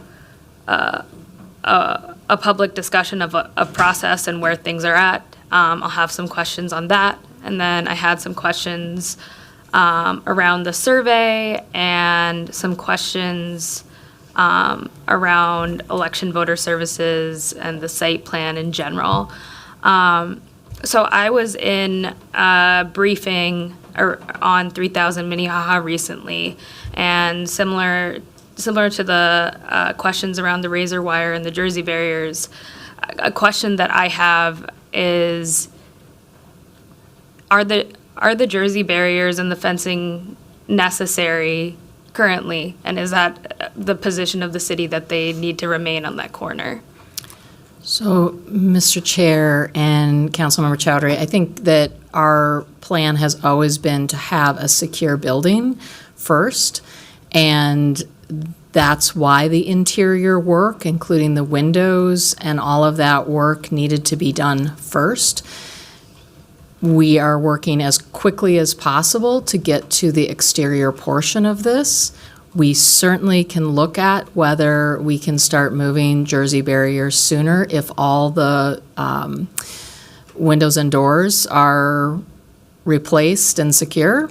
I think that could be something that we can definitely look at. So just following up on that, so speaking for the city administration, it's the position that the Jersey barriers and the fencing is required for security of the building. Mr. Chair and Councilmember Chowdhury, up until the point of doing the interior work that has been ongoing since the summer, yes, it had been necessary. And is the razor wire necessary for the security of the building? So, Mr. Chair and Councilmember Chowdhury, I am going to look into the razor wire. As I mentioned, we typically do not use razor wire in the city of Minneapolis. I'll just note in the briefing that we received, it was made known to us that the city had put in place the fencing and the Jersey barriers, but it was not the city who put up the razor wire. And then a question was posed, hopefully to get an answer to this committee. Okay, well then who was the person authorized to place the razor wire on the fencing? And the answer was, we don't know, and we will look into it. And I want the public to kind of know that that was a conversation that we had. And it was stated in that meeting, as other council members have noted, is that razor wired is considered a weapon and it could be dangerous for our own city staff to take down. And I think at this point in October of 2024, to still have the Jersey barriers, the fencing, the razor wires, not even a coat of paint on the outside of the 3rd precinct, not even an effort to do beautification work, that I still haven't gotten an answer on why it would take extra security and interior work in order to put out a coat of paint or remove razor wire. That I have not gotten an answer as to why that makes sense. And I also kind of wanted to ask, other council members have touched on the fact that it was stated that it would be spring, summer of cleanup on that corner. And we had not heard anything about the hiccup around the smoke abatement contract that we found out about on August 30th. I had emailed the Office of Public Service, UCOO, multiple times before I got a response, not directly to my email, that was the case. I kind of want to get an understanding as to why there was a delay in knowing that the cleanup would be delayed to fall, winter, later into the year, instead of knowing it earlier. Was it we lost the contract in the middle of the summer? So, Mr. Chair, Councilmember Chowdhury, council members, ongoing work has been happening since the summer inside the building. One portion of contracting had a challenge, the smoke abatement. The window work has been being done, the elevator work has been being done. There are numbers of things happening inside the building. Work is being done. Is there a reason why the inside of the building was prioritized over the exterior, and is no exterior improvement possible without the work of the interior? So, Chair Chavez and Councilmember Chowdhury, the extent of the work to be done was internal to secure the building. The windows, there were windows in disrepair, there were doors in disrepair. We could not, in good conscience, remove barrier or fencing without those things being secured. The extent of the outside work, my understanding was the removal of the barrier and the fencing. The exterior, further exterior work will come with renovation. Unless you have information I don't have about painting the building, I don't have information about painting the building. I mean, I'm just trying to get an understanding of the administration's thought process and how to address this corner. And I'll just say the reason why I care about it so much was in the email that I sent out, is that it's an image of disrepair that's hurting our community. It makes people feel exhausted. It makes people feel uncared for. And I'm not here to assign blame to anyone, but be a part of accountability, and holding myself accountable is telling the administration that has the operational power to change course that this current status quo of blight for 4 years is exhausting. And that image and that picture of what our neighborhoods look like, that matters, and that has been under prioritized. And at the end of the day, this has been left uncleaned and unabated for years, and it's hard for community members, this isn't a question, it's hard for community members to see that right across the corner, we had the Coliseum building that is now known as the Phoenix, that was impacted around the same time, but now there's a restaurant operating within it, a campaign office, many activities happening. That the North Star building was able to attain financing, and then within a year was able to make major renovations and see people start moving into a old office building and into an apartment. And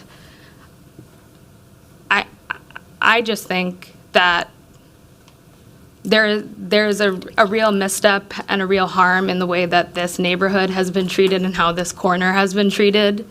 And it just feels like a lag of time and attention that could have been brought here, and that this community has experienced for a really long time. I understand that the interior work has been going on, but I question as to why we still don't have the answers about razor wire. And I go to razor wire because it just is the perfect metaphor about how we care about this community.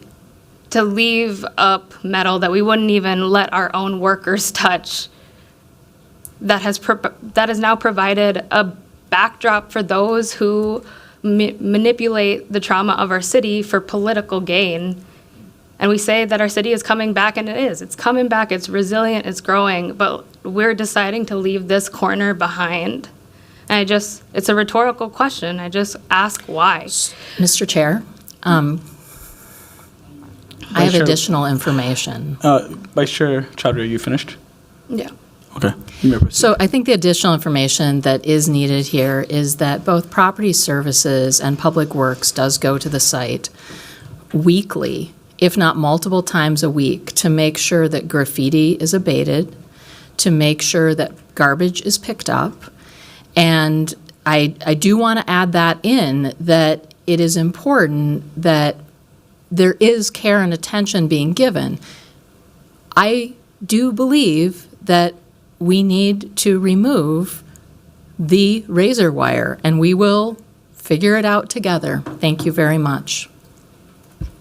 Thank you. Yeah, I think that should have been one of the first contracts that we put in, is a contract to remove the razor wire. Just going to the survey really quick, I wanted to note for the public, while I myself am interested in an EVS center, I have some contentions in terms of what would the current site plan, and I can go into that later, but I wanted to note for the public that 70% support is lumped in with somewhat support and total support.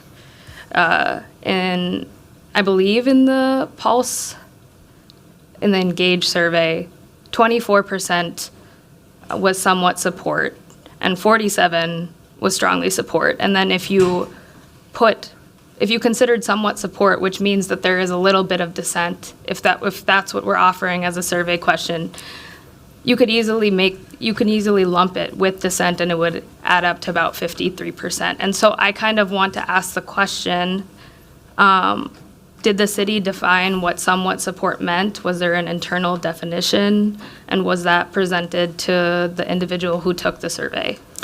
So, Mr. Chair and Councilmember Chowdhury, I think you could also look at it this way. If you look at the strong support of 36% and the strong opposition of 11%, it is still a 3-to-1 margin. So that's why we use 3-to-1, because 3-to-1 is true whether you put somewhat support and strongly support together with strongly not support and somewhat not support. So whether you cut it as strongly support and strongly disagree, it's still a 3-to-1 margin. That's why we use that number today.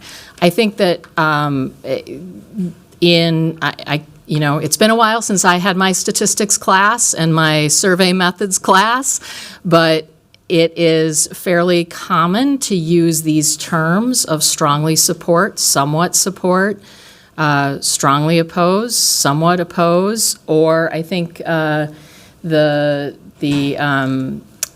lot of times people say neither or no opinion.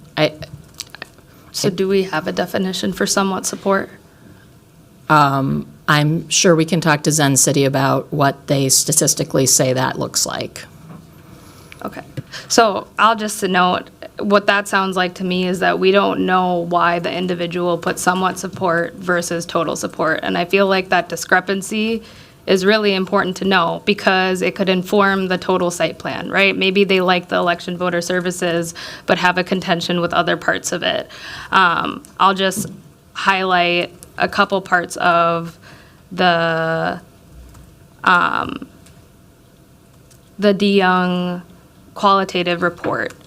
One of the things that was mentioned by community members is that they have mixed feelings about the space for voter services, and they had a contention with the warehouse, that it would be a windowless warehouse right on the Lake Street frontage that would not be attractive, that they question fits the city's requirements, that they want things to feel vibrant, alive, and welcoming to the community, and I don't see a lot of vision here. And this person, I think, gives an example of someone that, okay, I can see voter services being a service here, but I have contentions with other things. And then another notable factor that was within the DeYoung report, I think it would fall under the frustration from a variety of perspectives, is the size of the community space. It was stated that while participants had different opinions on what the community space should be, they said the percentage of space for community space was too small. They said taking 80% of the building as an election center is too much. This limits what can be done in the community space. And I don't think I'm going in the direction of limiting the EVS center. I see what's needed there, but I think the questions around the amount of community space and what that says kind of shows up in a place where, sure, there's an aspect of the site plan that I can get behind. But I think it was just a misstep here in our presentation today to have a somewhat support option without a clear definition and understanding the nuance. And I also think it was a misstep in presenting to the public that there's a total 70% support out into press releases, out into this presentation. It just felt a little disingenuous in relationship to the nuance. And I'll also share a little bit of disappointment in the fact that we've asked multiple times for a breakdown of race and ethnicity in the surveying, and that has been missed. There's not really a question in there. The questions that I have that are remaining are just specifically about EVS. Could I ask what is the total amount of square footage that's needed for the warehouse for the EVS center? So, Mr. Chair, I'm going to have either Barbara or Clerk Carl come up. I want to start, Councilmember Chowdhury, by saying this is not a warehouse. It is a logistics center. And if you look at, I did this today, I looked at the map, I pulled up 3000 Minnehaha. A warehouse looks like Target or Cub Foods across the street.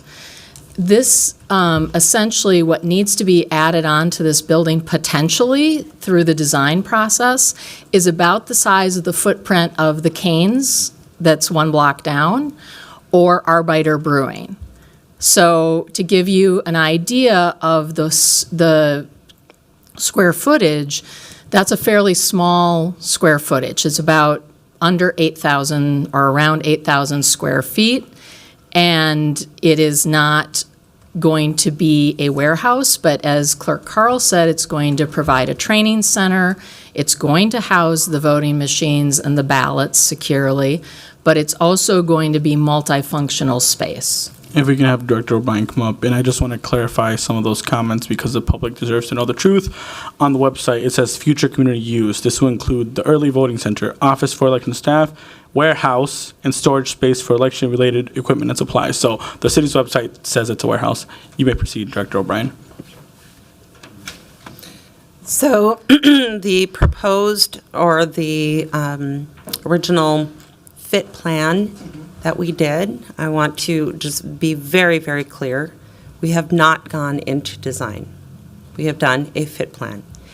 And the fit plan, as COO Anderson Kelleher identified, that we believe that an addition to the building with about a 5,500 square feet footprint would be required to meet the storage needs for the operations center for elections.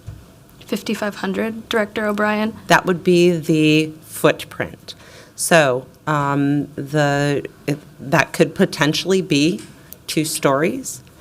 We will know more when we advance into design. Okay. And then just following up on the logistics center, I'm a little caught off guard by that because it feels like the goalpost has shifted a little bit because we have in all of our materials up until this point, including the city website, it's been noted as a warehouse. So in our open houses and our communications with community members, were we talking about it as a logistics center? We were, yes.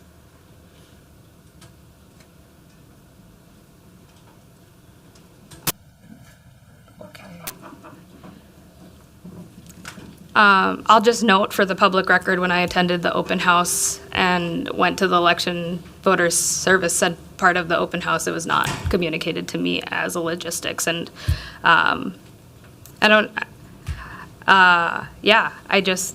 this is a new one for me today. And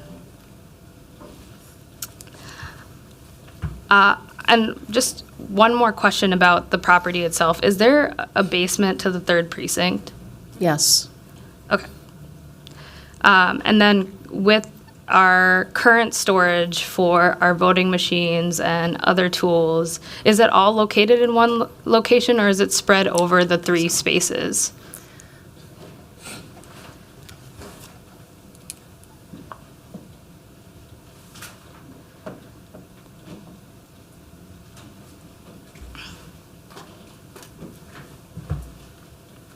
Welcome, Director Smith. Thank you, Chair Chavez, Councilmember Chowdhury. The items that we're talking about as far as like our assistive voting devices, our tabulation equipment for Election Day is stored in our facility at the main 980 space. In the non-adjacent spaces, we also have storage for some of our mail equipment. So it is in some ways split amongst the 3. Okay, thank you so much. I don't have any more questions. I'm just gonna close with some comments. I appreciated the presentation and the work that was behind it. I think that out of it, I feel like there continues to be discrepancies, both in the surveying, in this conversation about warehouse versus logistics center, discrepancies on the cleaning, the razor wire, the purposes for it. And I appreciated the Truth and Reconciliation racial healing part, mainly the part that Director Corbett shared about how when you feel racial trauma, sometimes that can manifest physically or show up in the work. And I'll just say, like today, sitting here, thinking about all of the responses that I've gotten from community members about 3,000 Minnehaha, wanting a path to move forward, and then having a lot of trouble in this process to get to a site plan, to get some clarity on the cleanup.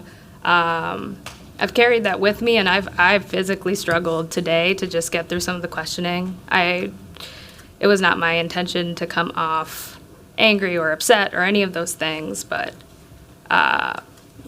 this is a very difficult discussion, and it's a discussion that brings up a lot of memories of pain and trauma and the treatment from government entities like the city of Minneapolis that has caused harms to BIPOC communities. And I know that other council members here who represent communities of color or identify as people of color are feeling that up here today. It's not an easy conversation, and while I want to be super positive about this moment where we can forge ahead and move forward, I do struggle with the discrepancies that we have seen here today, because it kind of showcases that there are people feeling like they are being left behind as we're moving forward. Thank you, Chair. That's it for me. Thank you. Next up, we have Council Vice President Chuck Tai. Thank you, Mr. Chair. I have a couple of questions for staff, for COO Anderson Kelleher. COO?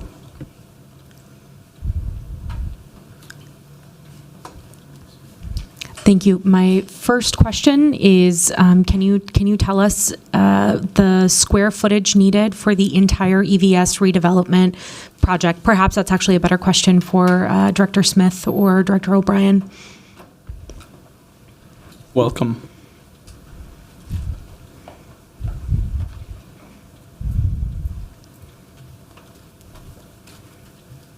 Chair Chavez, members of the committee, the programmatic need for EVS is 38,000 square feet. 38,000 square feet. That includes the warehouse and the facility, all of the things. It would include their entire operation, so it's the programmatic need. Okay. Yes. Thank you.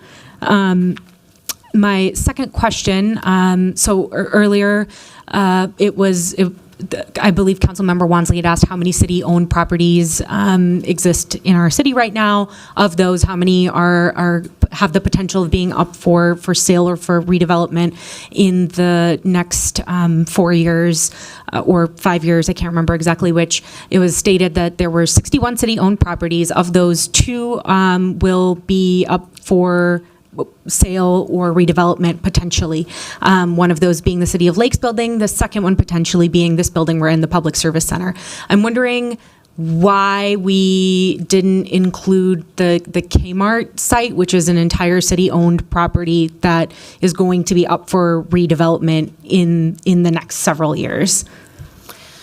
So, Mr. Chair, Council Vice President, I'm going to take a try at this and maybe someone else can help me out. But I believe because that property is actually the question was how many properties do we own? I think that meant buildings. That's what I heard. 61 buildings. That's what the answer was to. And 2 that will be up. That property is obviously got a redevelopment plan on it, or will, through CPED, but it's not, as far as I know, there's not a plan to have a city-owned facility on the property. No final decisions have been made there. Have we ever considered placing this facility, a future EVS site, at the Kmart site, a 10-acre large city-owned property? So, Mr. Chair and Council Vice President, I don't believe it's been in this evaluation process. What would it take to consider such a thing? Mr. Chair, Council Vice President, I think for EVS, I mean, if somehow this didn't move forward and wasn't funded, then we would be in the case of probably extending the Northeast lease potentially and looking for other sites. I wouldn't want to say that is the site we would go to. The Northeast facility has a lease that runs through 2029. The public right-of-way is being constructed to reconnect Nicollet next year, and with development starting sometime in 2027. Certainly there's enough time to construct 38 square foot property within a 10-acre own site. So I'm trying to understand from an order of operations perspective, what would it take for the EVS redevelopment to be considered to be placed at the Kmart site? So, Mr. Chair and Council Vice President, I believe it would take a couple things. One, it would either take you putting up a significant amount of money to build a new building on that site, whereas this is a renovation of a building with an addition. Or it would take somehow compelling a private entity to work with us, and I'm not even sure it's possible to make them give us, a free lease. You'd have to ask the city attorney about that, but you could, potentially work within a private building, but I don't know exactly how you do that. So you'd either need to, there is no plan right now in the capital budget planning process to have an entirely new building funded. Thank you, Mr. Chair. Thank you. Councilmember Palmisano. Thank you, Mr. Chair. First, responding to something my colleague said earlier, Chair Chavez and Councilmember Wansley make it sound as though they've been trying to move forward. And I just need to say out loud that that's now not how it feels to me. Decorum, please, if we're talking about motives here. You specifically said you were trying to move forward. Please proceed with your comments. We've all received the same emails from residents around 3000 Minnehaha, begging us to put something in that building, begging us to change the outside of that building, as Councilmember Chowdhury has said. This council has taken several divided votes to slow down or prevent specific uses or remove any future law enforcement services here over the past 4 years. In fact, I remember an article where the title says, "We won the move.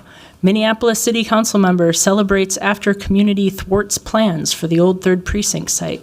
And in it, my colleague is quoted as saying, "We're about to have a second Block the 3rd Precinct party," because that's literally what they're about to say. We're not moving forward. That doesn't sound like moving forward to me. We've done engagement. The community has told us what they want. When staff has come back, this council has repeatedly said it's not good enough, and we've taken votes contradictory to that feedback. Meanwhile, our mayor is sitting here saying, let's lock arms and move forward together. But this is the attitude that I and others see coming from this council, and I need to name that enough is enough. We have results that support a shared democracy center co-located with community space, and that still doesn't seem good enough for some people on this council. We hired experts to do this engagement and surveying work. We need to accept their results, even if it doesn't support individual narratives. This election center, as described, has a fit improvement goal of being in one secured location, not multiple. This is where election judges are trained, where recounts happen, and a number of other activities where secured locations are necessary. The city clerk had a slide on this. These should be under constant lock and key of election officials, controlled by election officials and no one else. It concerns me that my colleagues are looking to compromise the integrity of that, because it's about compromising the integrity of an election. To my colleagues moving toward these new uses, when did you ask if these functions in these resolutions upcoming were separable? And are you willing to compromise election integrity? It feels as though some of my colleagues are desperate for any objection to 3000 Minnehaha, and this has been going on for too long. We are not the attorney, the city attorney, we are not the budget director, we are not urban planners. Enough is enough. Thank you. I would just please upkeep decorum, Councilmember Palmisano. Councilmember Jenkins.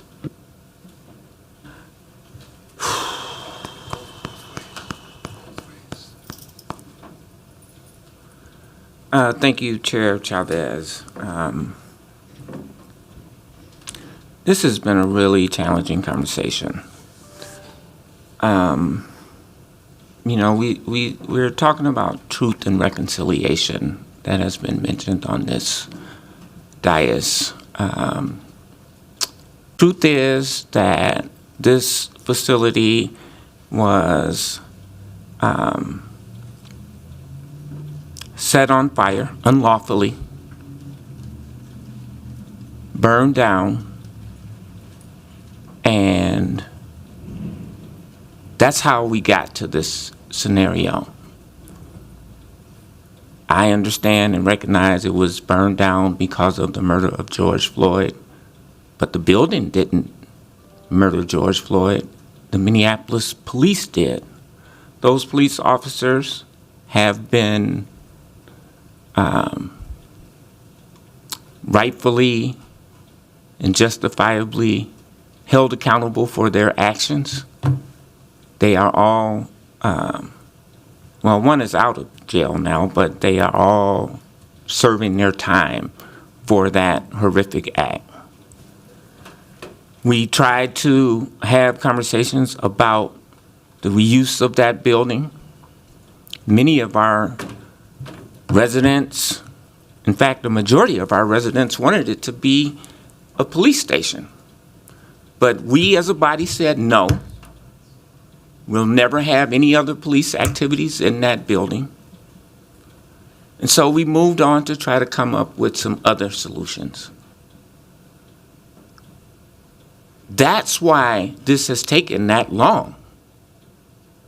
It is not a dragging of the feet. It's a process that we as a council have continuously delayed. The idea of reusing this city-owned building for a city process as admirable as securing our democracy, moving it into a centrally located space where some of the lowest voter turnouts in our entire city is, and this idea can help promote that, seems to be a very logical and reasonable solution, combined with the 8,000 square feet for community use, whatever that use may be, seems to me a reasonable option.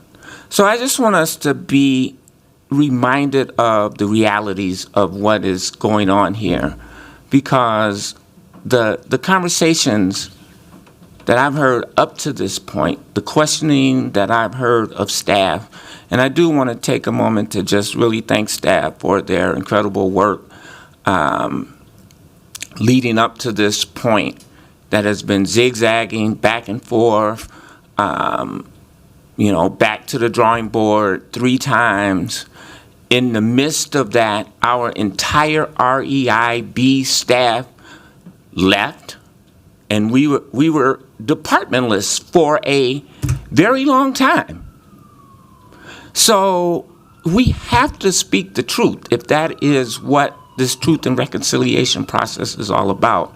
And so I just wanted to name that, Mr. Chair. Thank you very much. Thank you. Councilmember Koski.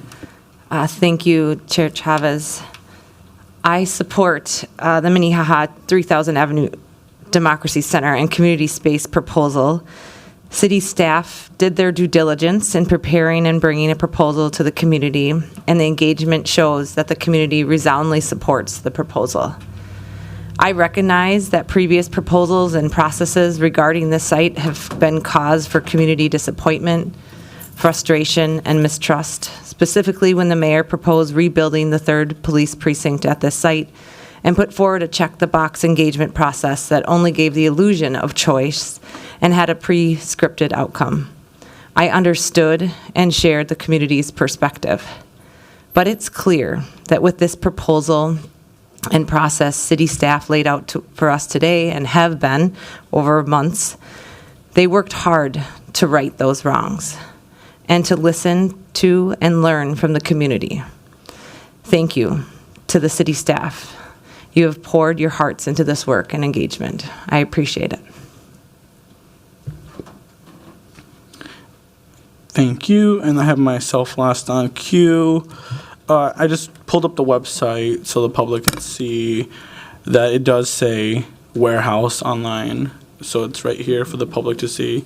It literally says warehouse online. And just want to make sure the public understands that we're talking about a warehouse on Lake Street. You know, the former 3rd precinct is in my ward, in Ward 9. And when we're talking about rebuilding, bringing back vitality to Lake Street, which is a cultural corridor, which is an area that is predominantly immigrant people of color, and an area that deserves so much more. We're talking about building a warehouse on Lake Street. A warehouse. Let's just forget about addressing unsheltered homelessness. Let's forget about addressing the opioid epidemic. Let's forget about caring about neighbors in our city and build a warehouse. It says it online, warehouse and storage space. You know, like, I'm trying to get around the election of voter services. I don't think, one, that it's accessible to residents who can't vote when you're talking about a ward that has a lot of undocumented immigrants and refugees who can't even vote, some who will never be able to vote, and you're talking about Democracy Center. But when you talk about Democracy Center, let's talk about who is a Democracy Center for, and who is it leaving out? And you know what? Fine. Let's build EVS, but a warehouse on Lake Street in an area that has been burned to the ground because we were actually left abandoned by the city. We were saying, you know what? You go grab your buckets of water and turn off the fires on your own. You know what? You go out there at Lake in Bloomington and bring up your own community members and defend Lake Street on your own because the city left you abandoned. And you know what? As a reward, you're getting a warehouse. Congratulations, a warehouse. Clap. We're moving forward with a warehouse. Let's just think of the sound of that. Because of the pain and trauma of experiencing your beautiful community burned to the ground because you got left abandoned by the city that did not care about you to begin with, you're getting a warehouse. Let's clap. Let's celebrate a warehouse on Lake Street. That is not rebuilding trust. That is not building economic development. That is not caring about people of color in the neighborhood that deserve so much better. So when I hear about this update, and I hear that let's make sure we can build a warehouse on this corner, yeah, I'm frustrated. Actually, I'm mad because I know that this community deserves so much more than a warehouse. I'll take the EVS, whatever, but a warehouse? I'm sorry, that's not an acceptable option for me.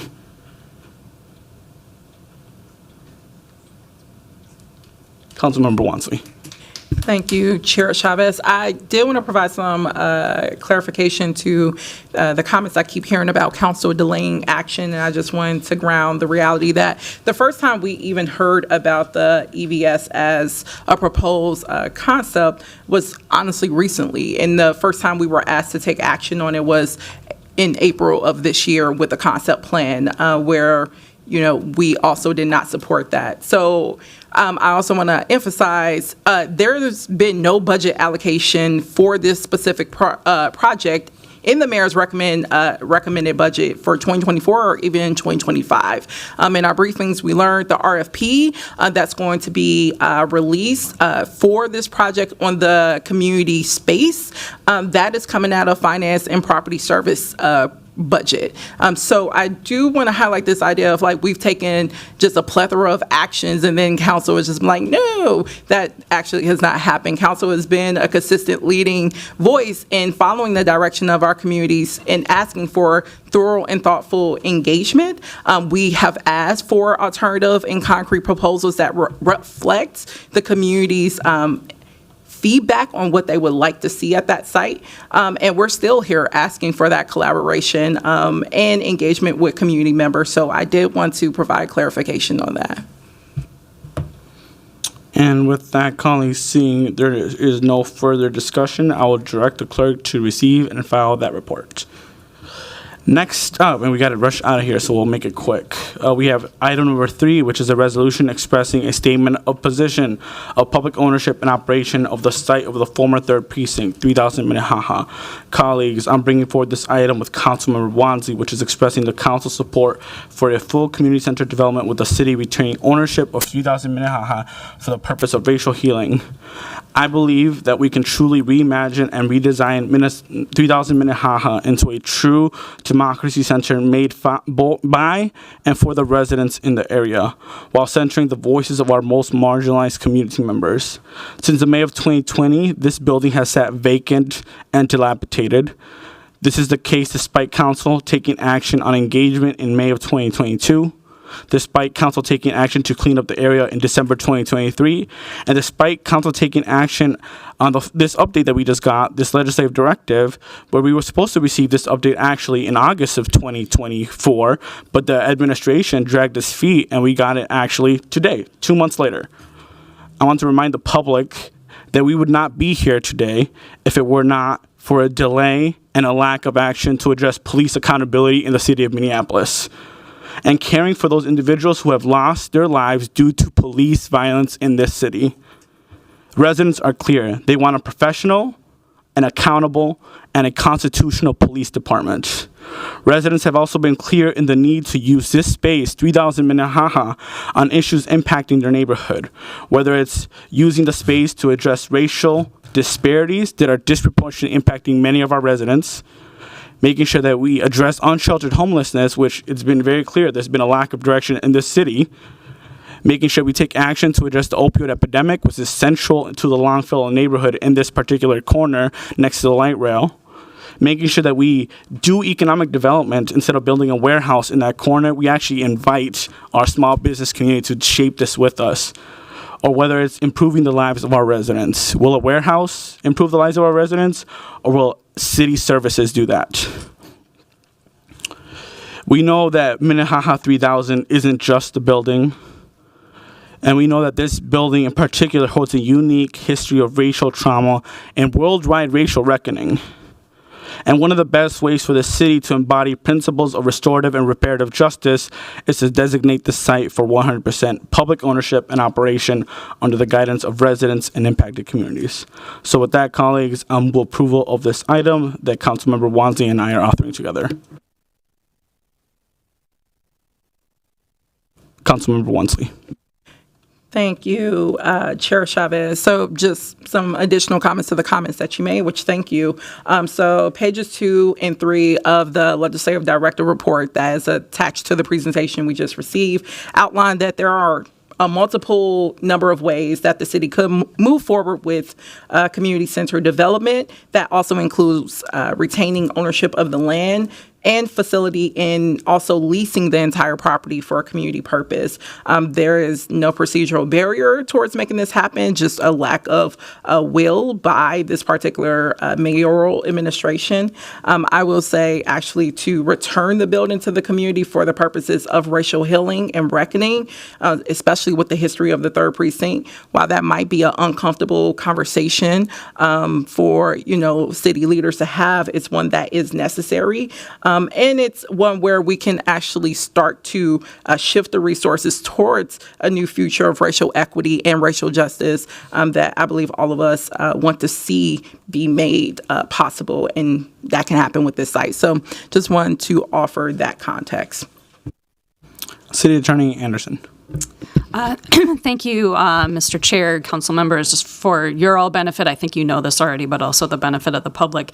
Both item number 3 and item number 4 are statements of position of, if they were to pass, would be statements of position of the council as a body. They're not legally binding. They're not legally binding on the administration, and actually not even legally binding on you. It would be simply articulating what the body's position is right now. There will be time later on that contracts and appropriations will be at issue that you actually will be voting on, and in those situations, then your vote is legally binding. But at this point, in the order of operations, this is simply a statement of position and not legally binding. Thank you. And for the public to understand the reason why this is important, because it shows publicly the mayor where the city council stands.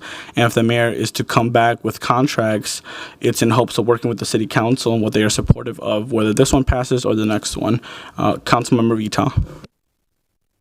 No talking, Hossman.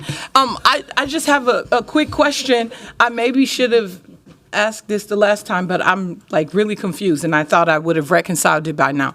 So is the warehouse, is this storage space for election equipment, or what? I'm really trying to understand this warehouse thing, because COO Anderson Kelleher, and let's make it quick. We have 10 minutes and 2 resolutions to vote on. Thank you, Chair. Mr. Chair, I'll make it quick for Councilmember Vita. It is swing space. As the clerk stated earlier today, it may say warehouse on the FIT plan, but it will serve multiple purposes. It'll be the storage for the tabulators, for the voting machines, for the ballots, for the training center. There actually will be training that takes place in it. Mr. Clerk. As the COO just indicated, what our property services department may list as warehouse, I think that's probably like they list properties as residential or commercial or warehouse. That's a generic term. We in elections don't consider that a warehouse. We consider that our logistics center. That's why I called it that during the presentation. I have not been participating in previous presentations. Our elections director has handled that and done that quite well. But the operations center, the logistics center, is absolutely mission critical to what we do. It is the secure storage space for the most important aspect of an election. We cannot conduct an election without our tabulators, without the vote counters, without the ballots. That's the whole point of an election. We also train there so that every election judge we deploy has been trained on that equipment. Today, as I indicated in my comments, we just certified the public accuracy test in that space. Open to the public. The public was welcome in. The media was welcome in. We live streamed it on the city's website at the same time as budget and this meeting were going on, testing the accuracy of every single one of those tabulators. And so the logistics center is also an office space. We have several members of our seasonal staff who have cubicles in that space. So it is not simply a warehouse. It is actually a place where operations are conducted that also does happen to, yes, honestly, have storage for important things that are essential to any election. Our tabulators, our ballots, our assistive voting equipment, the voting booths themselves. So it is a multi-purpose space that does include storage as well as many other things. Awesome. And then lastly, we have Vice Chair Chowdhury. Thank you, Chair Chavez. I will be just putting my comments together for both of the resolutions. So while I commend both Councilmember Chavez and Councilmember Wansley for bringing this resolution forward, I definitely took it into consideration, but I also took into consideration the voices of the community that I represent and our present needs as a city. And I do believe that there should be an election voter services site here. I do think that can fit within it, and it is to the goal of moving forward with this site. So I won't be able to support this resolution today for that reason. In terms of the warehouse and now logistics center, I'll just say I am confused as to how we have this whole space for an early voting center, including floor space that's above the 8,000 feet that's given to community, and how that's unable to hold office space, that's unable to provide training classrooms. It was my understanding that that was going to be a part of that usage. It does feel like the goalposts are shifting, or there's a major miscommunication on what this additional build out was going to be classified as warehouse and listed on the city website as warehouse and storage space, nothing about a logistics center. I'd hoped that our election voter services team would have been consulted in the website that was given out to community members.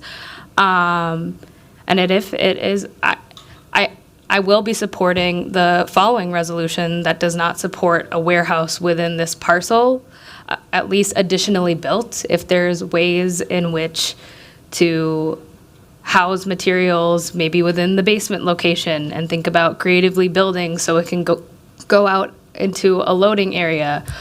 Or maybe there's a sense of compromise here where that warehouse space could partially be used for some sort of storage, but also increase the amount of area for community and be that real part of the gateway to downtown Longfellow that people are really looking for. Because I don't think 8,000 square feet is enough. I think community members deserve more at this site. That's only a seventh of the space, and I think that's the tension here for me about that location. So this first resolution I won't be able to support for the reasons that I laid out. I think EVS is a worthwhile use in this location, and that many community members from the 12th Ward and in the area have reached out and want to see this type of use. But I do think there should be a sense of compromise and listening to what community members and council members have brought forward as a need and concern around this warehouse space.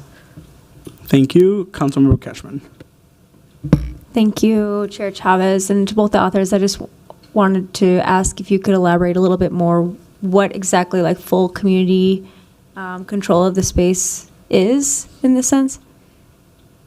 Would you, okay. I will say first, Councilmember Cashman, just looking for consideration of time. If you look at page 2 of the staff report of the legislative directive, it spells out the city's redevelopment process, and it gives 2 examples of what that looks like. For instance, the Upper Harbor Terminal and the Cedar Riverside housing. So basically, it gives the example in which the city retains ownership of the land, but has development options for an outside entity to develop on that site for a community or public purpose.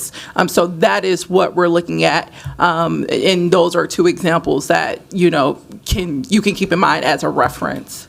And additionally to that, Councilmember Cashman, similar to what the city is going to be doing on the 8,000 square feet, I would assume, and part of the goal is something similar for the warehouse component of the project. Okay, thank you.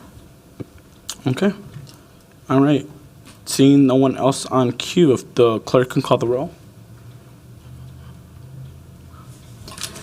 Councilmember Payne. Aye. Wansley. Aye. Greenville. No.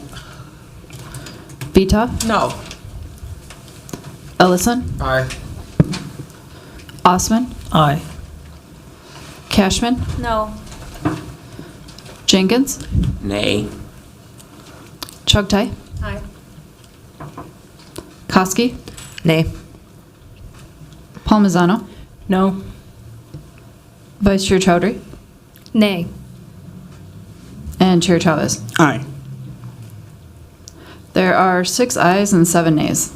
That does not carry. Thank you. Okay, colleagues, I'll make this pretty quick. Item number 4 is a resolution expressing statements of position pertaining to the development and future use of 3000 Minnehaha Avenue. I'm bringing this item forward with Councilmember Wansley and Councilmember Chowdhury, which is expressing the council's position opposing any construction or additions to a warehouse structure on 3000 Minnehaha Avenue, the parcel in front of us. This is also expressing support for using that area designated for the warehouse for community development and racial healing instead.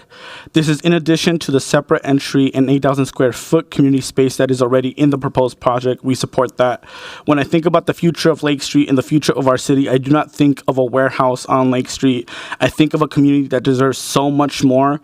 The community I represent in particular is tired of fighting for crumbs when they should be earning and getting the entire loaf of bread. That is what I told my residents I would fight for when I first got into this body. And while the full community development proposal did not get the votes necessary in the vote we just took, I hope this component does. I want to remind the public and the community that the place I represent in this corner has experienced an immense amount of trauma and abandonment by this city enterprise. And for too long, the community I represent has been often ignored and left behind. And to tell this community that I proudly represent that a warehouse is the best way that we can offer to support their livelihood is quite frankly disrespectful to begin with, and it lacks imagination for what this corner can be. I think of a future where this space can be a community-led model on how we can rebuild Lake Street from the civil unrest that we experienced after we were abandoned in 2020. I also wanted to share for the public, we received a letter from the Longfellow Community Council saying they recognize the city's plans for an election and voter service center at this site will require significant storage for voting machines and other equipment. However, they would love to work with us to explore other possibilities for meeting those needs, either on another section of the property or in the other existing nearby buildings. We also received a letter from the Lake Street Council and Redesign asking us to find a different location for the warehouse and loading dock that does not, that is not right in front of Lake Street. And I just wanted the public to know that there are many community organizations that have been working really hard to rebuild Lake Street in the absence of support from the city. And I think this action today is in alignment with trying to address some community concerns. So with that, members, I'll move this for approval. Councilmember Rainville. Thank you. I'm wondering You're not, if you can put your speaker. Yes. Thank you.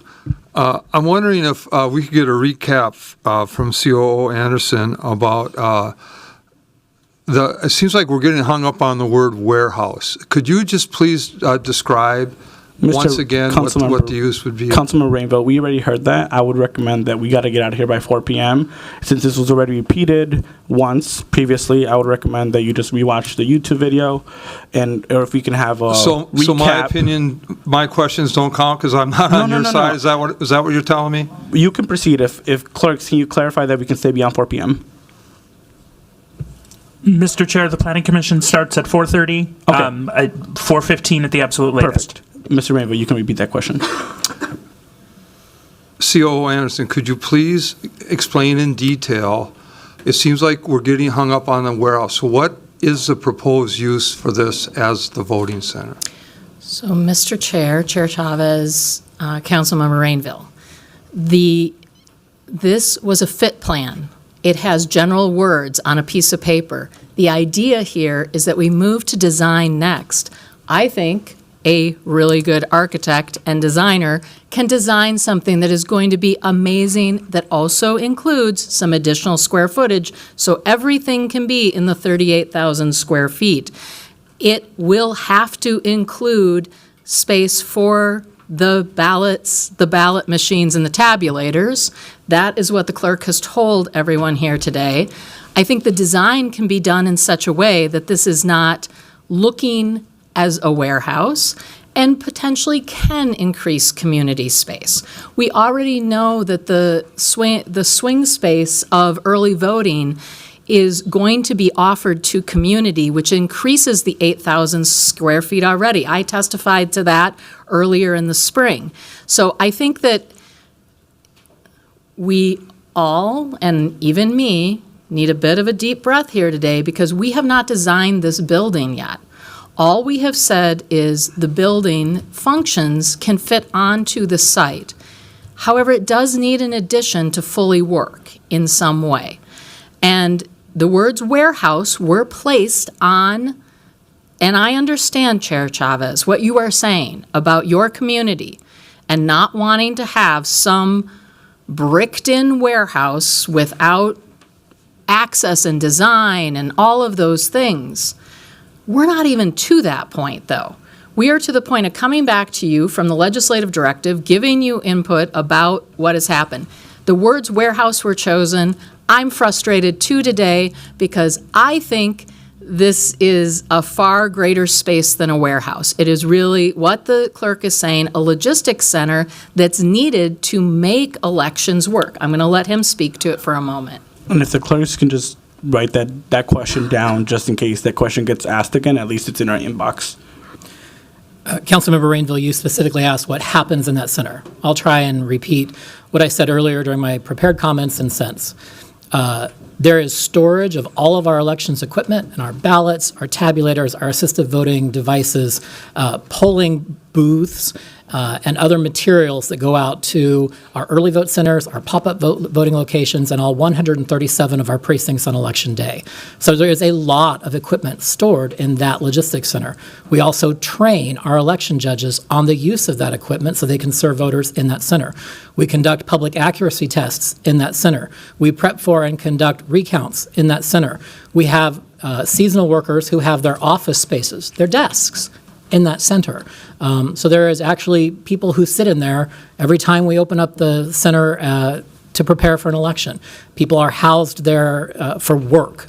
So it is a space that is used for multiple purposes and not simply storing voting equipment, and that's all it does. I would also remind everyone that the original layout in a concept design included far less public space. It was, in fact, the mayor who said, I want more public space, and so we had to go back to the drawing board and add the logistics center.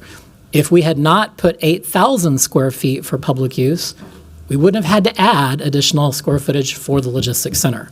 So we actually were responding to the direction that we received to say more community space, more opportunity for public use at that site.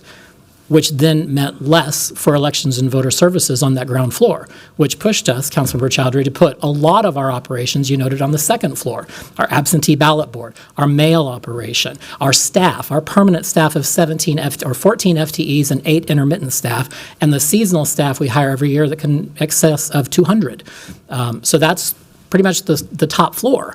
The only real operation we'd have on the bottom floor, next to the community center, is the permanent early vote center, which all of you have been to, I think, at our current site. That is a great big unstructured site that we set up for voters to come in and experience like a precinct on election day. When we are not actively using that space, as the COO mentioned, that would be additional square footage possibly available for community use. And then the logistics center. I hope that answered your question. It did. Thank you very much, and thank you, Chair. I do have one other request, and that is if the clerks could do a follow-up on how many dollars the city has spent in rebuilding Lake Street for both the buildings through loans and actual cash expenses. I think that's important. I heard someone say that the city has not supported that. I think there's considerable dollars that have been spent on rebuilding Lake Street. Thank you. Thank you. Vice Chair Chowdhury. Thank you, Chair Chavez. I think this information is extremely helpful and clarifying. I will note it feels like it is coming late, and I think that's a part of this frustration. We are all responding to how our constituents have received this plan, right? It's not us looking at a warehouse on the site plan. It's community members seeing that and them interpreting it as that bricked off wall. So there's real frustration about that. That's why we got a letter from Lake Street Council. That's why we got a letter from Seward Redesign, because of this absence of information. And I heard from our COO that there's potentially an appetite for additional community space. I think that would be a great thing to see located here. I would love to see that in writing. I would love to see, before we vote on any contracts, comprehensive information for us to understand and the public to understand what the design of this location will look like. Because once we make those votes, starting into contracts, that's time and money that we won't get back. So we should have all the information, the details up front, and not just us, people in our community, so they can understand it. And I'm going to maintain supporting the resolution that I'm bringing forward today as my position currently.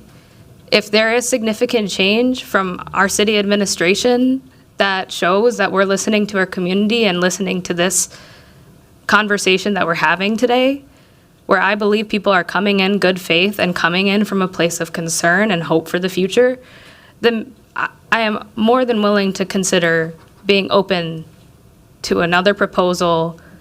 But I appreciated that statement. I do think there's an opportunity for more community space. I don't think that 8,000 square feet is enough. And I'll just close my comments there so we can vote. Anybody else have questions? Yes, no? I just wanted to say that I cannot think of a place in North Minneapolis that has 8,000 square feet of community space and parking. And like all these resources, you all have 2 buildings now that you're getting a lot of community space in. That's not happening in North Minneapolis. I like, where is the gratitude around here? Like, can we celebrate and feel good about some of these big decisions? Because we don't have that. I just asked my colleague on the north side, like, can you tell me if you can think of it? I cannot. You have a public safety center. You have this 3,000 Minnehaha site. We have nothing that the city is providing for us. Like, please, let's be grateful. Let's move forward and do something nice here for the community and not be arguing over 8,000 square feet, an entire CVS. We literally have an empty Walgreens with nothing in it that I would love for community to be able to use. We don't have that on the north side. Thank you. Councilmember Palmisano. I'll be brief, Mr. Chair. I just have one question. If there is no warehouse, then will election voter services establish themselves in this building? I think that's a question for staff.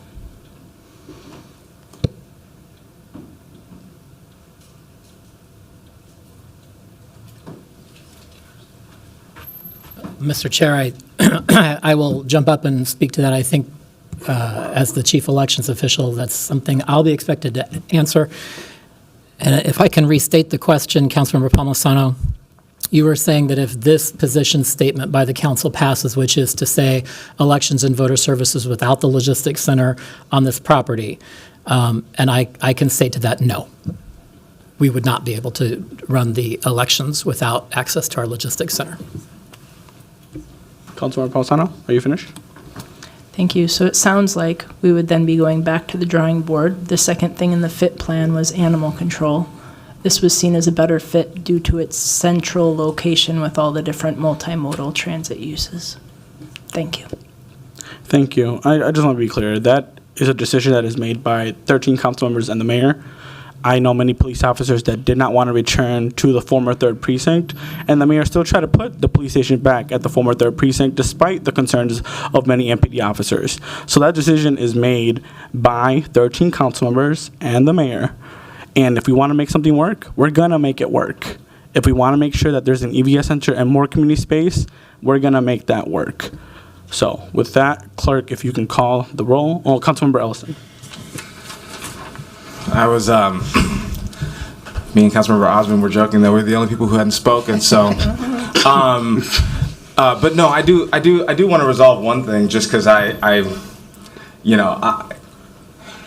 one hand, we're hearing that it's not a warehouse. On the other hand, we're hearing that this action would, like saying that there should be no warehouse, it would send the voter services back to the drawing board entirely.